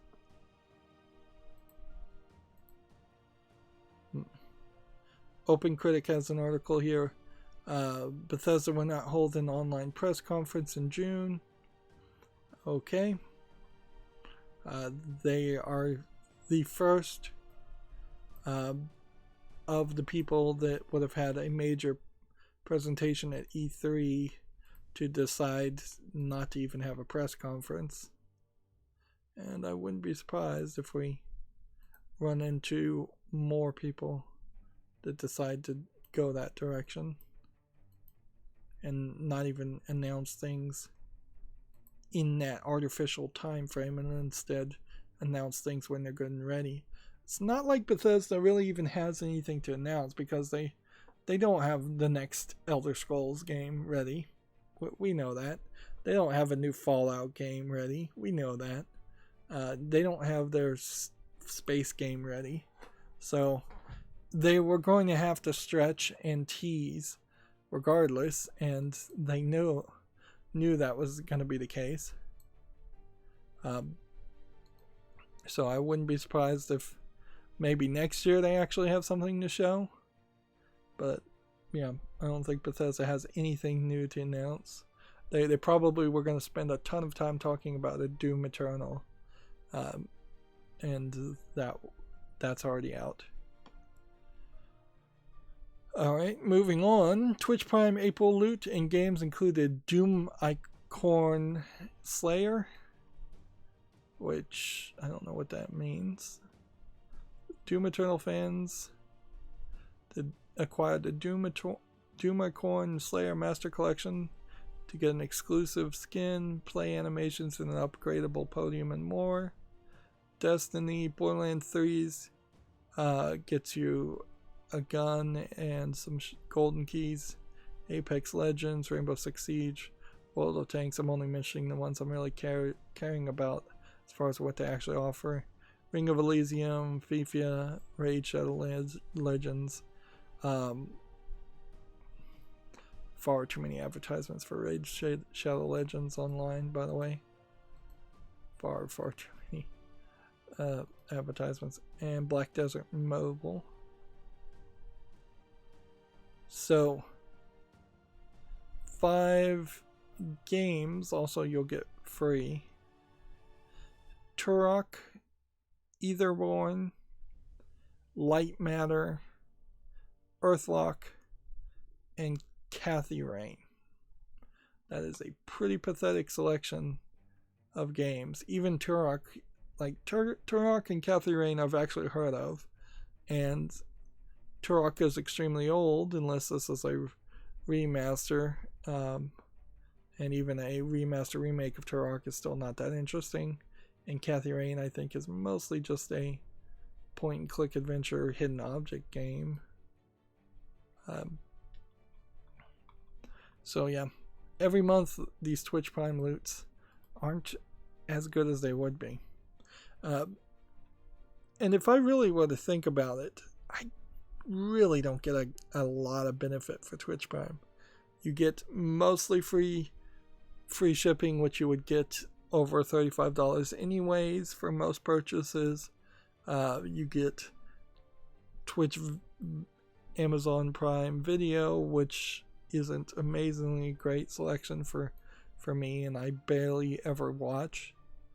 Maybe once a year I'll watch 1 or 2 shows on it. I don't do anything with any of the other offerings at all. So it really is not a good offering for me.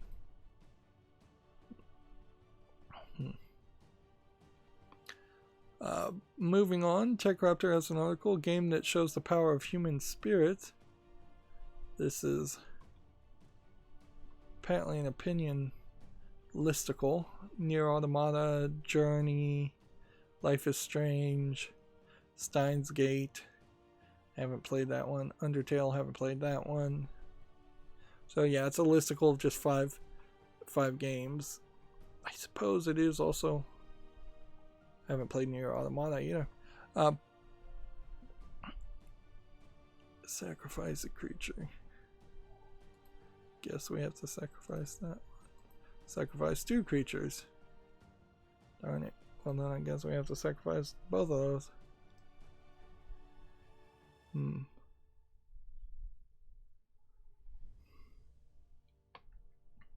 Maybe we're getting back to the old days of video game journalism.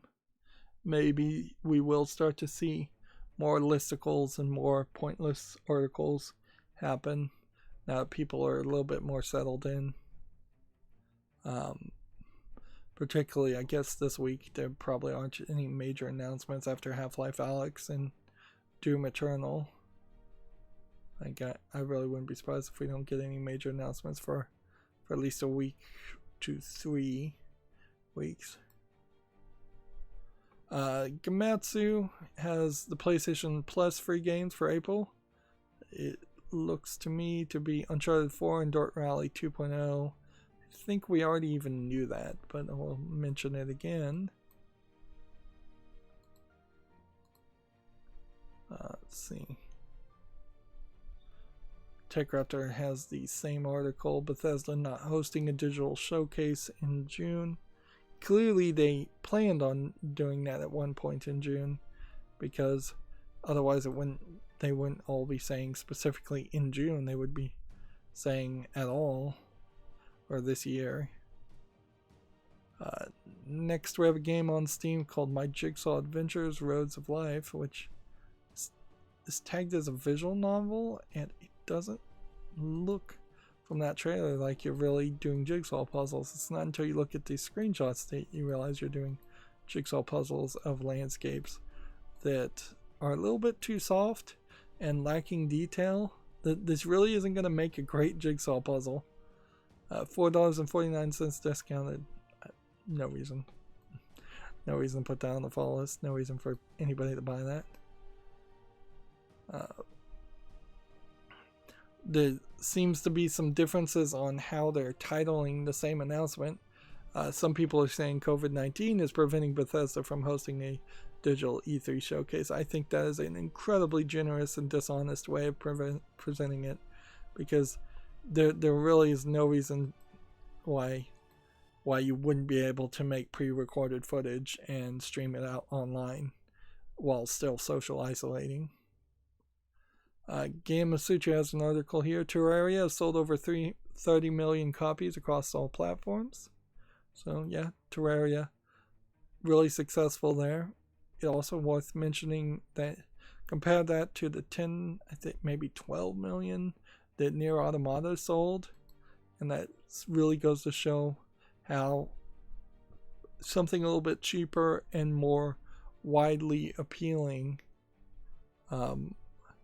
will have you make a lot more unit sales than something that is really artsy and deserving of critical praise, but is more niche, and thus less people are willing to just buy it on a whim.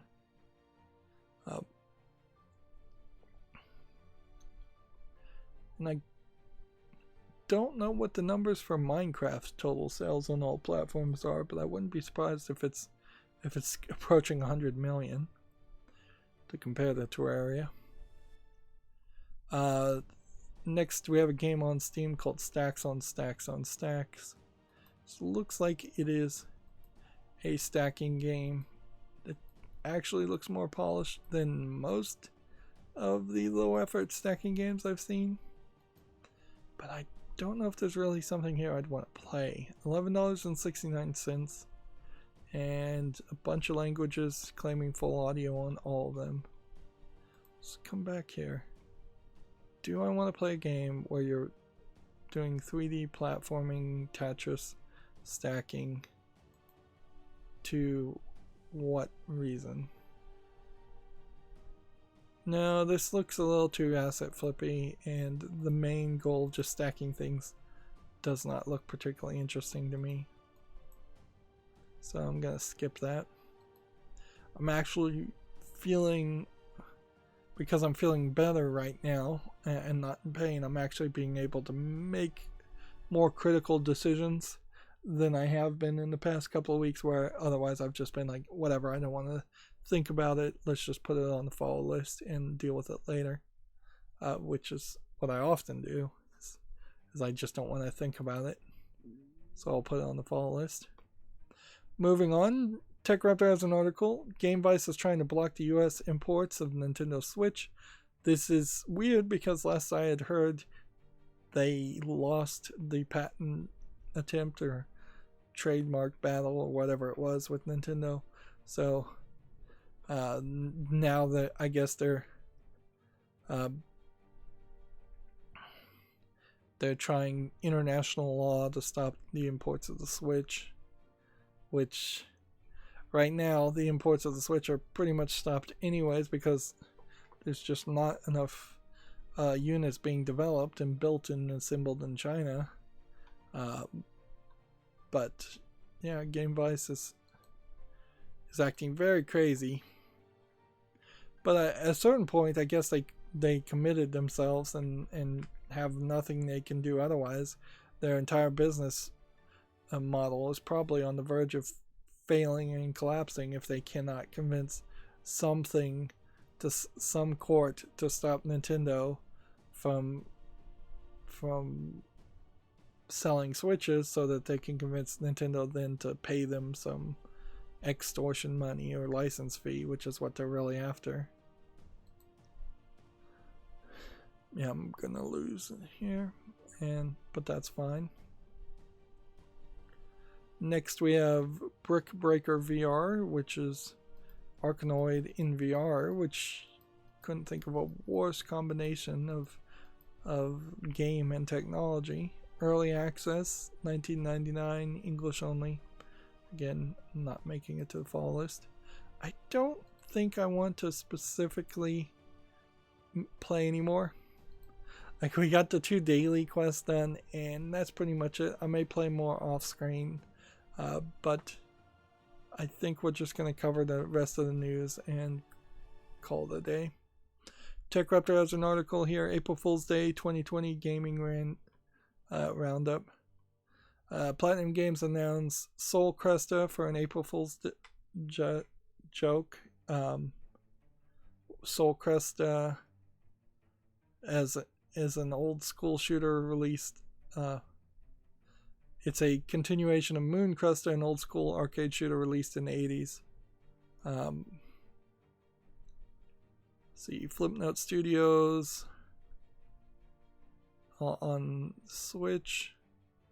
Didn't see that one. Fantasy Battleground Royale and Player Unknown Battlegrounds, so skins. r/game sells out. Many would probably argue that all of Reddit, but in particular r/games, sold out a long time ago. Capcom Street Fighter themed cat puzzle game Nico Drop. Call of Duty Modern Warfare gets a new playlist. War for the Overworld gets wordy. Asphalt 9 has a different view mode. Dying Light teams up with Unturned. Tales of Rayleigh 2. Black Desert Online. Four Tales of Future. Corn Fox and Bros announces Ocean Horn VR. Metabots and Digimon pay tribute to each other. Seems like there's more collabs going on. Monster Ranchers Holly Stars in new and Atelier game. Starbreeze brings dating to Frozen Bytes Starbase. Steins Gates announces a new comedy film. Dragula's Lost Vagabond Popper. Space Thunder brings out Comet. I didn't see any of these really. Like I saw like 2 of these, and Box Boys Beat 'em Up announced by HAL Laboratories. Bubble Bobble's Bullbon has been arrested. A lot of these seem like they were pretty much just tweets or articles, and that's pretty much it. Destiny Child did a post joke where they said they were going to make a new game that was more of a traditional JRPG mobile game, and with the characters from Destiny Child, and then they said April Fools basically. Origin PCs selling a big retro gaming console, gaming PC. World of Tanks, Football Manager, Giant Cats, Everyone is Smaller in For Honor, Bindi Royale, Raft Royale, Star Citizen Goes Flat Earth. Yeah. None of these feel particularly funny as April Fool's Day jokes, and most of them usually aren't very funny anyways, nor do these feel like they were particularly worked on very much. I guess this is an interesting point to say that people who do April Fool's Day jokes in video game world probably only work on it for the most part in the last 2 weeks before April. And so with so many people busy with other things, it's clearly obvious not too many people made April Fool's Day jokes or wanted to release them, which is the right move. Next we have a game on Steam called Go Far Away, which is just a asteroids game, space shooter, neon lights, things that irritate me. $1.59 discounted, bunch of languages, so nothing there. TechRaptor has this article. This asset flip game is selling for $200 on Steam. I believe we saw this game. The game is Super Space Fight, not to be confused with Super Fight. Fairly certain we saw this game and saw that it was $199.99. Yep, we saw it, and it is, I guess, somewhat notable, but is it really worth it to give promotion and talk about asset flip games like this, because that just increases their visibility? The only thing you can really come back and say is this is something that Valve should not allow. They should have some price maximums by default, and they should have people apply to be exempt from those price maximums if they have a good argument. And if people apply to be exempt from those price maximums and they don't have a good argument, then that will should bring the eye of Valve to potentially delist and ban that publisher and developer. Next we have a game on Steam called 2MD VR Football Evolution, which this might be interesting. I don't know if you really want to play like robot football in VR, but there might be something to this. Certainly it would be less impactful than playing real football, although you might run into walls and fall over. $11.04, English full audio. I'm going to put this on the fall list and see if people like it. That's an interesting idea, and it seems like it's something more. Gamatsu has the April Fool's Day 2020 compilation too. The difference there is I imagine we will have slightly more Japanese-centric things mentioned. Seems like some people just tweeted out images that TechRaptor didn't catch, and there's a Minecraft joke, things like that.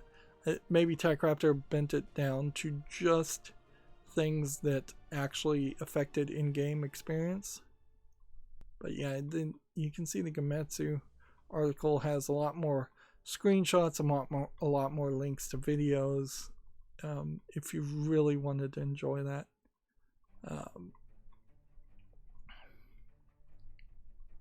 But still not really seeing anything here of any relevant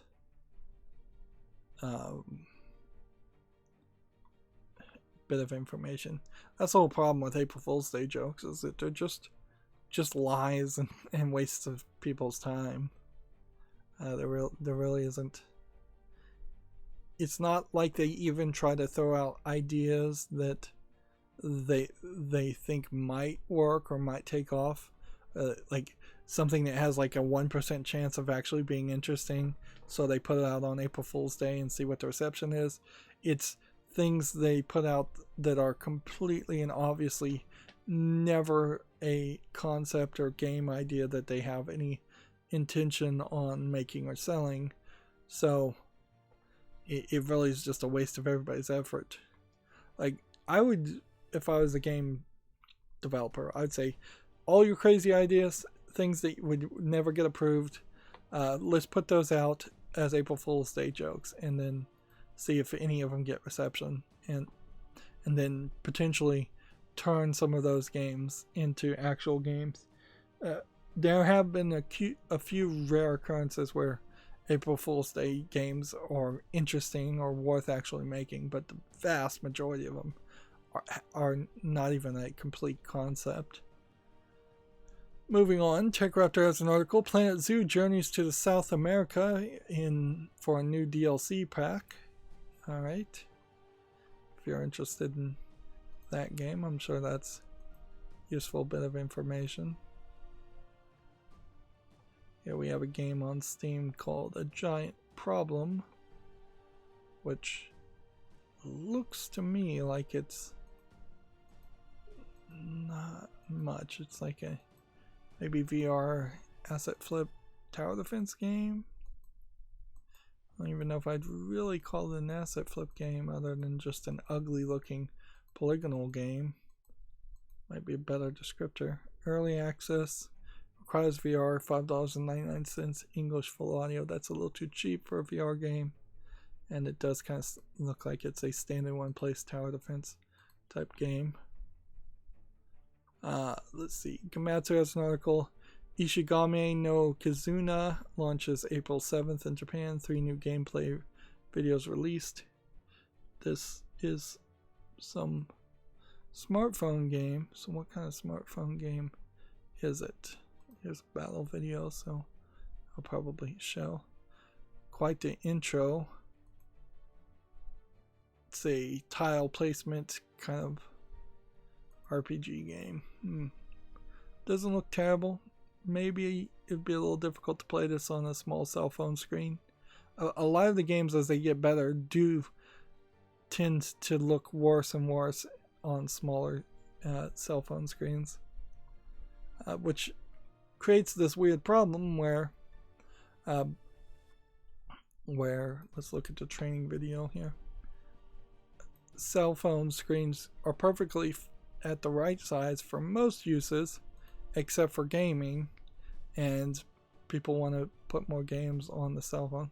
Looks like this is probably a gacha game with anime characters that you have to train up and give experience to. A lot of text there that would have to be translated if it would come to the West. Yeah, nothing terrible looking as far as that game. Just not something that I'm sure that's guaranteed to come to the West, and it may not be that good. It may be pretty bad.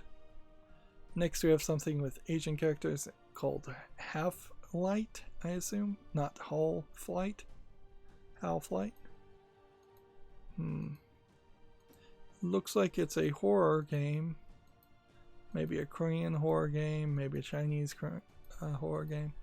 It's mixed right now, unfortunately. It's $14.99, English, Chinese with full audio, and Japanese. So it's a Chinese game. So I'm going to put this on the fall list, but odds are not great that it's going to be well received. If this did change in its reviews and was actually good, this might be like one of the first Chinese games that actually would be of a decent good quality. But we'll just have to see. Could also be that it's like a 5-minute experience. So that's another thing to keep in mind. Next we have a article from TechRaptor, the Complex review. This is a full motion video game that I started to watch Jesse Cox play, and I stopped after about 5 minutes and said, well, this story doesn't look like it's going to be super long. For instance, after the first 5 minutes, these two characters and this character, I think, had been introduced, and these two characters in the playthrough I saw had been killed, and same is true for the screenshot. So it does seem like you probably aren't, it isn't a super long experience. So it is really just a Telltale style game where you give it one of two dialogue choices, and that's it. TechRaptor reviews it, and it says the Complex attempts to fuse Bandersnatch and Until Dawn and fails abysmally. Meaningless decisions making about characters that are impossible to care about makes what could have been a boring movie actually bad, actively bad. The prose is reads is somewhat likable, it runs smoothly with no technical problems, and it has excellent graphics for full motion videos. The cons are poor acting, writing, and production value. It gains nothing from being interactive, and limited choices don't affect the protagonist's actions. Yep, that sounds bad. Really bad. That's probably one of the worst TechRaptor reviews I've ever seen. So I guess I'm skipping the Complex at that point. I don't think I need any more convincing. Next, we have a game on Steam called Cobalt WASD. Wow, we had enough news here that I very much could have just played one, maybe two games of Magic and then just covered the news. This game, Cobalt WASD, looks uninteresting.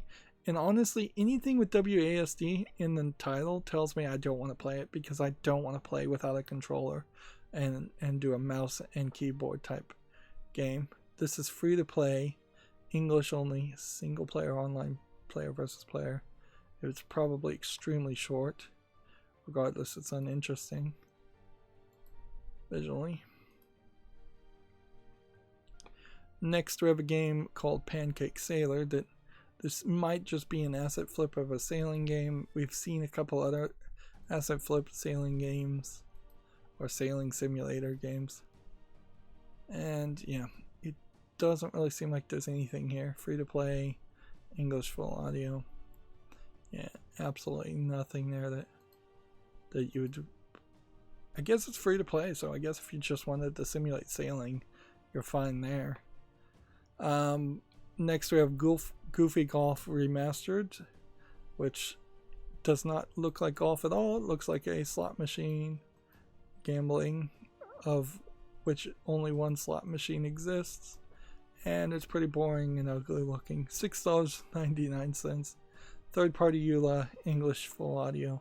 I doubt the slot machine game actually has any audio in it. We already talked about QuakeCon being cancelled. Next, we have a game called Freddy Spaghetti, which looks like it's a joke game where you play as spaghetti and you try to knock things off around. There's probably at best 5 minutes of entertainment in this. The I Am Bread is probably a way better idea for this concept. Or cat lateral damage. This is $3.99 discounted, English and a bunch of other languages. Allegedly, the spaghetti has full audio support. Let's see. Next, we have Project Toon Tanks, and by the name and the first screenshot, you already know it is garbage. Some cell phone port of a low effort game. Early access, $5.99, English only.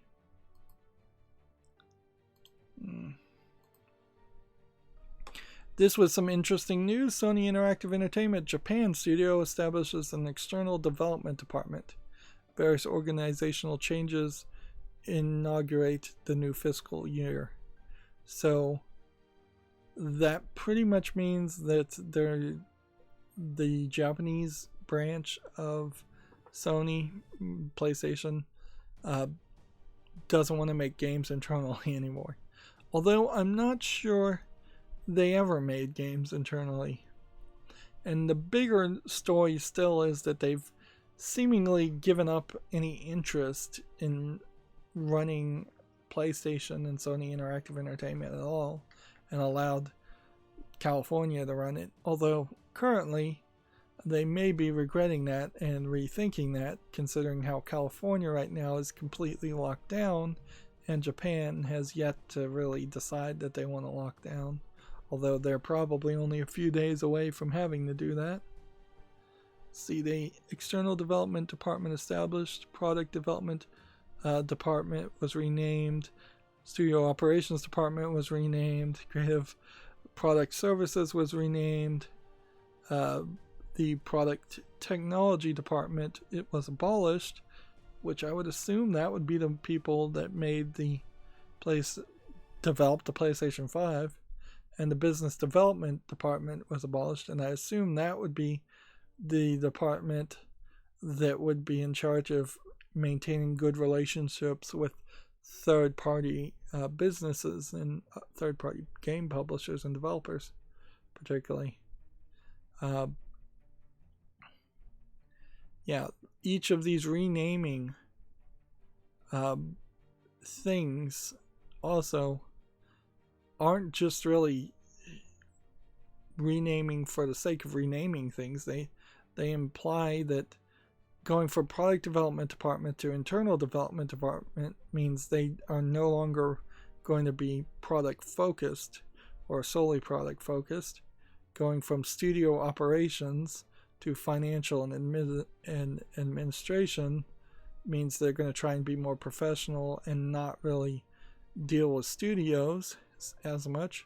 And going from creative product services to creative services again gets rid of the word product. That somebody clearly did not like the word product. Kazo Kato was appointed to the internal development department head, external development department head, and creative services department head. So he probably was the person that hated the word product, if I was to guess. And then Naoaki Oi was appointed to the finance and administration department. Not a ton of stuff you can get away from that announcement, but it does show that some new people are in charge and there is new focus, certainly. Lost Artifacts Golden Island is now on the Xbox One. I don't know why I had that open. Gamatsu has Honkai Impact 3rd Dawn of Glory update launching April 2nd. A post-Honkai Odyssey open world launches April 6th. This is, I believe, a cell phone gacha game. I've seen a lot of ads for it, but like most of the ads, the game itself is not that interesting.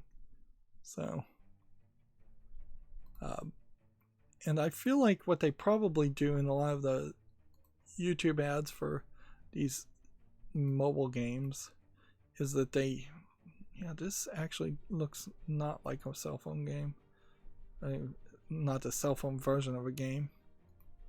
This looks like an action RPG game. It says PC and smartphone, so maybe the PC version's way better. Yeah, it seems like a lot of the ads, they hire people really cheap to pretend like they play the cell phone games and like the cell phone games, and then those people that they're hiring are just like terrible actors and uninteresting, but maybe they're supposed to be annoying and uninteresting characters because maybe that catches people's attention. I have no idea. Next we have a game on Steam that's just a bunch of Asian characters. It's tagged as an RPG simulation game. I would suspect this is maybe a Chinese visual novel with some like resource time management simulation in it. English is not supported, $2.95, Chinese only. Yep. And it doesn't look terrible as far as the animation. It's just that the interface looked a little off, and that's why I thought it was Chinese instead of Japanese. It's just a little too much text and interface here for what a Japanese game typically has. Next we have a game on Steam called Nick Bounty and the Dame with the Blue Chewed Shoe, which I don't know if this is a weirdly animated asset flip or if there's actually something to this. That they're probably doing a really good job of hiding bad animation behind a black and white filter, because yeah, this animation doesn't look particularly good. Never heard of Pinhead Games before. It really feels like this is just a straight up ripoff of LA Noire. $9.99, English full audio. Let's look at Pinhead Games and see if they made anything else. They made a game called Forever Space that was free. I'm going to put this on the follow list and see if people review it. But generally speaking, it looks like it's not up to snuff. And I'm just being really generous. Next we have a game on Steam called Island of Deception, which, let's see, is it an asset flip player versus player game with kind of a almost kid-friendly animation style to it. Let's see, early access, $8.99, English and Chinese, MMO. Yeah, I think this is a low effort attempt at a Fortnite clone, and I don't think I'm running into network trouble that is causing this to not load, but maybe I am. Well, it's an MMO, so I would never play it, and honestly, it doesn't really look like it has enough funding to be a good player versus player experience, which I assume is what it would be. Let's go ahead and skip over to just the news, because we're going to have like 5 to 10 more games to talk about, and I think I might just want to leave those for Friday. OpenCritic has an article here. The Resident Evil Resistance beta is now available on PC and PlayStation 4. That's pretty much all that needs to be said on that article. Let's see.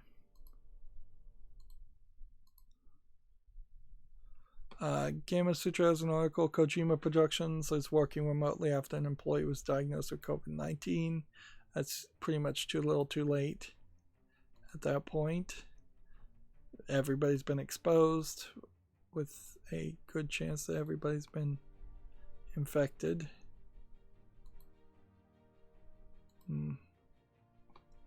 TechRaptor's Artifact receives details on its beta 2.0 phase. If you're interested, check it out. I don't feel like Artifact is changing enough, even in 2.0, to really catch people's attention. TechRaptor had an article, Steam changes its update settings to lessen internet strain during the coronavirus. So Steam will update less often. Twitch, predictably, was having trouble again. Apparently, tax forms for 1099, miscellaneous tax forms can be collected. And apparently you need to report your income if you're a Twitch streamer and you made money. But yeah. They've added a new mod tool. Also, I didn't even see that tweet. Yeah, but on the 30th they were having trouble. And again. Which, okay. We balance that out. One new mod tool for another day of Twitch trouble.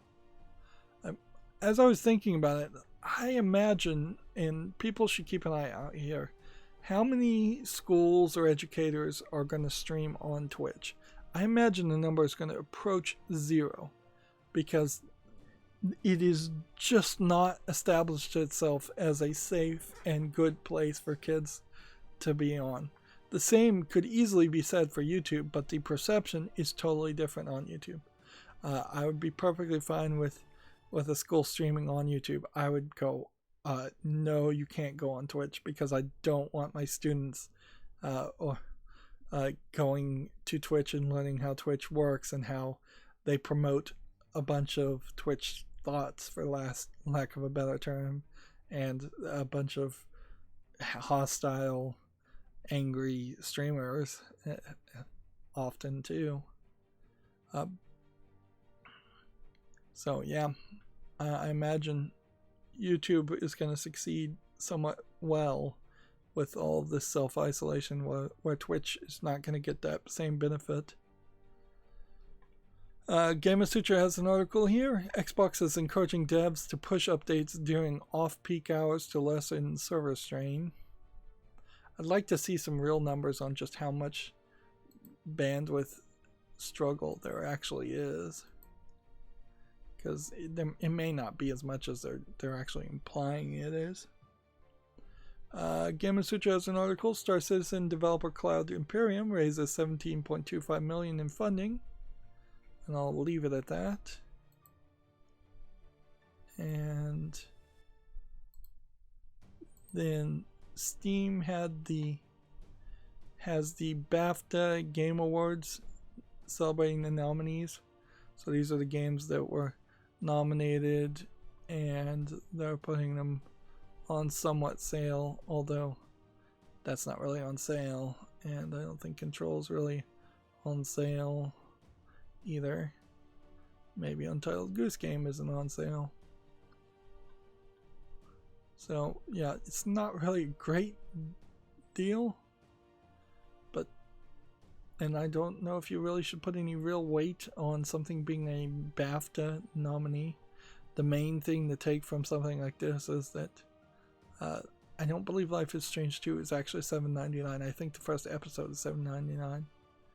The main thing to take from this, though, is the vast majority of these BAFTA nominees are not British-made content. I don't know if any of this is actually made in British. I think maybe this one is, and that's about it. So really, they need to think about how they nominate things, or they need to promote more British, or at the very least UK made games, instead of just promoting games in general because they're good. Next, we have a game on Steam called Victory and Glory, the American Civil War. This one doesn't actually look as terrible. There's been quite a lot of of games that represent like the American Civil War and war games in general. This looks like this is an actual board game that might actually have been thought out, so I'm going to put it on the fall list. That being said, it is discounted to $23.99 English only and has a third-party EULA. I think by the time I get back to contemplate thinking about this game, I'm not even going to try and pronounce that word, contemplating this game, I think that price tag and the reviews will knock it off the follow list. Let's see, we've got just a few more games, so let's just power through them. Next, we have a game on Steam called Rolling Sky 2, which looks like it's an infinite runner. It looks kind of pretty, and it looks like it goes in a lot of different directions. But is this, and they're saying it's a rhythm game. And then it's tagged as an RPG with drama.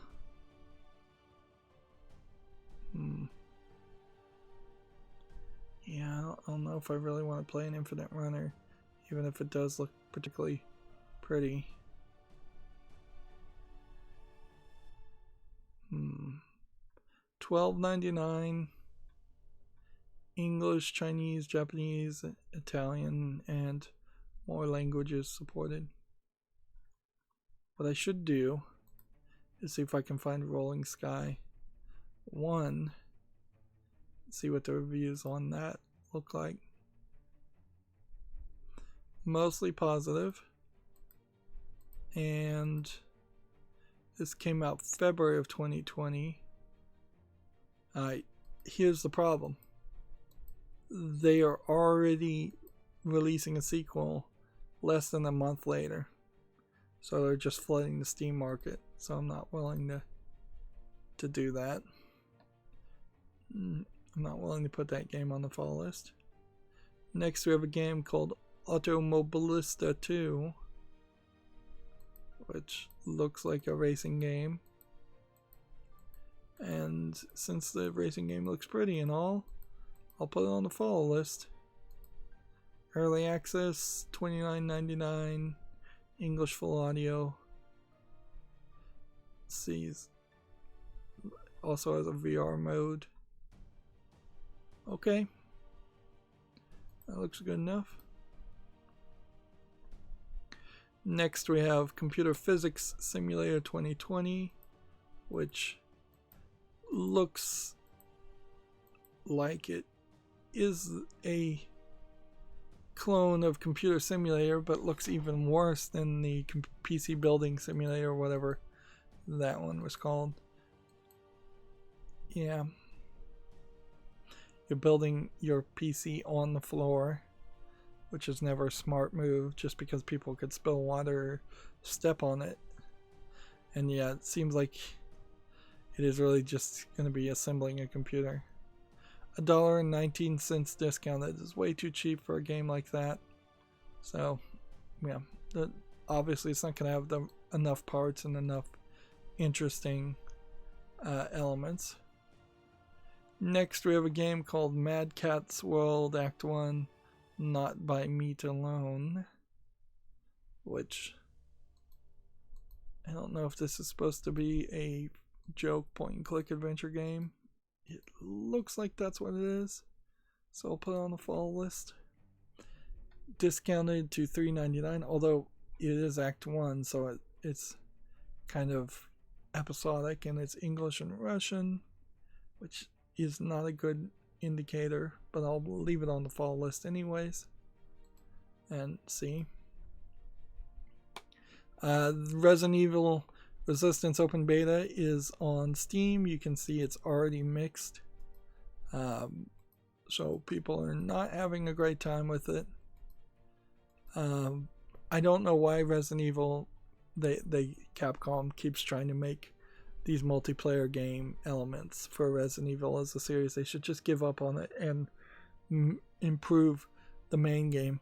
I hear Resident Evil 3 isn't even as long as they would like it to be. So had they not put in this effort to make a online games as service product, the actual product people want to buy would probably be a lot better. But then that may not make them as much money as they would like. Next, we have a game on Steam called Folding Edge, which looks like it's just a space game. Just another boring looking space game. Apparently this one is played using cards somehow. $3.99 English and Chinese. It really is one of these weird Chinese games that just has too many elements thrown in for no reason. Let's see. 3 more games. Next we have Fly Tank, or Fly Tank. It looks like a low effort polygonal game. Discounted to $3.39 English only. Next we have Hero's Descent. It's again not surprising that there's nothing that came out in the past couple days. Nobody wants to release a good game around April Fool's Day. Even though some of these did come out the day before or 2 days before, it's still the entire week of April 1st is probably a good week to just not release anything. This looks like a Crypto the Necrodancer clone, Hero's Descent, discounted to $6.29. Yep, and I just don't see anything interesting there. And the final game we have on Steam is called Orders of Magnitude, which I'm assuming is trying to educate and depict orders of magnitude, or it's just trying to asset flip a bunch of space imagery. Early access, $8.99, requires VR, English only, and yeah, nothing there of interest.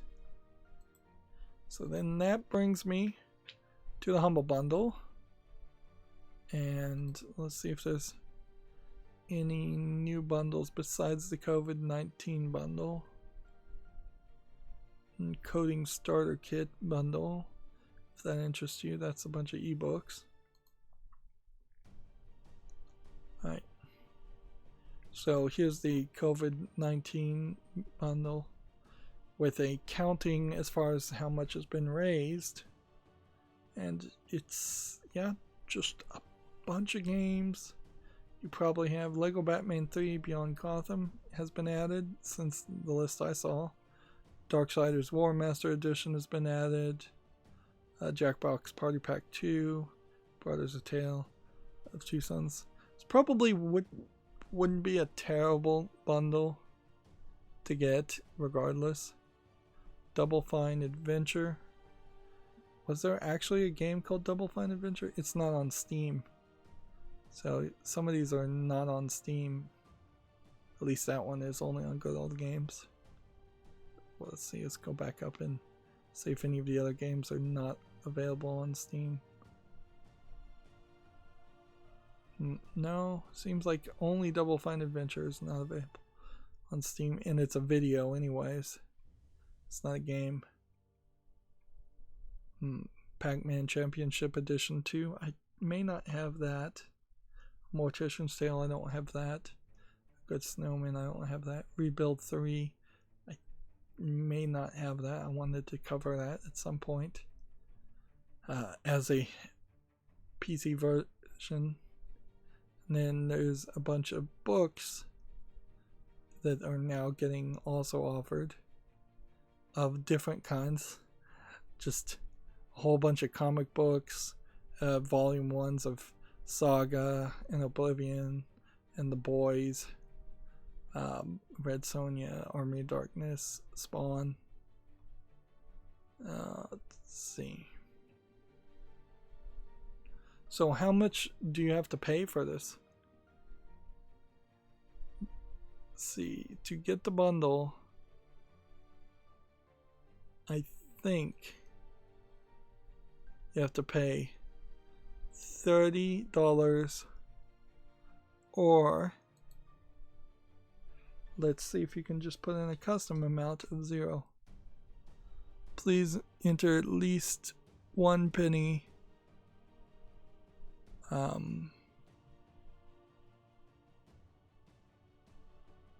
So yeah,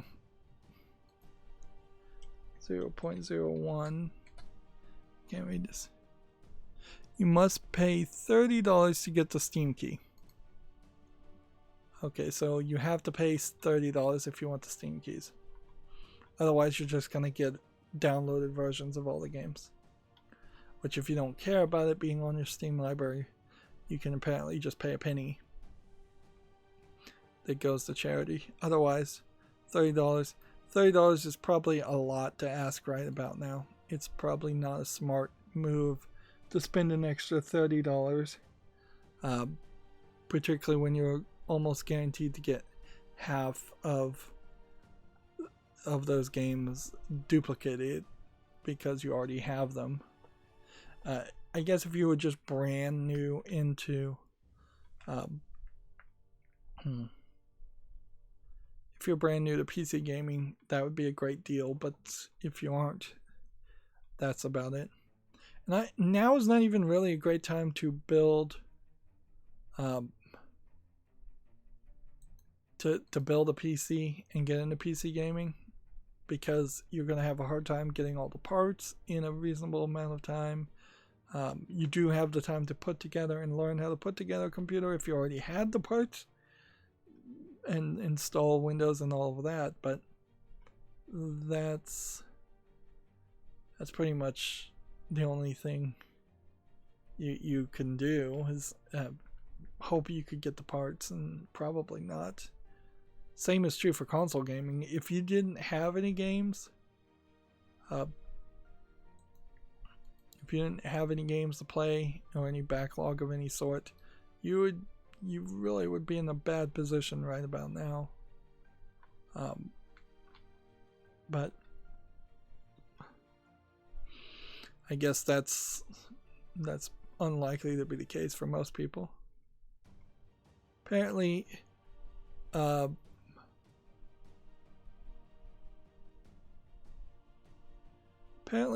FDG Entertainment made a pitch to Disney to make a game called DuckTales Quackshot, and they released a couple of images here.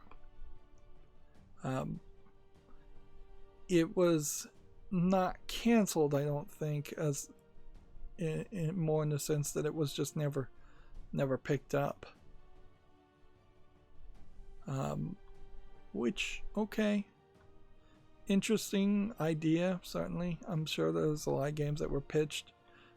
I'm not sure if this was pitched after the remaster of DuckTales. It probably was, by the looks of the graphics. And remember, that game also was off of Steam for quite a while, and then just recently showed back up on Steam.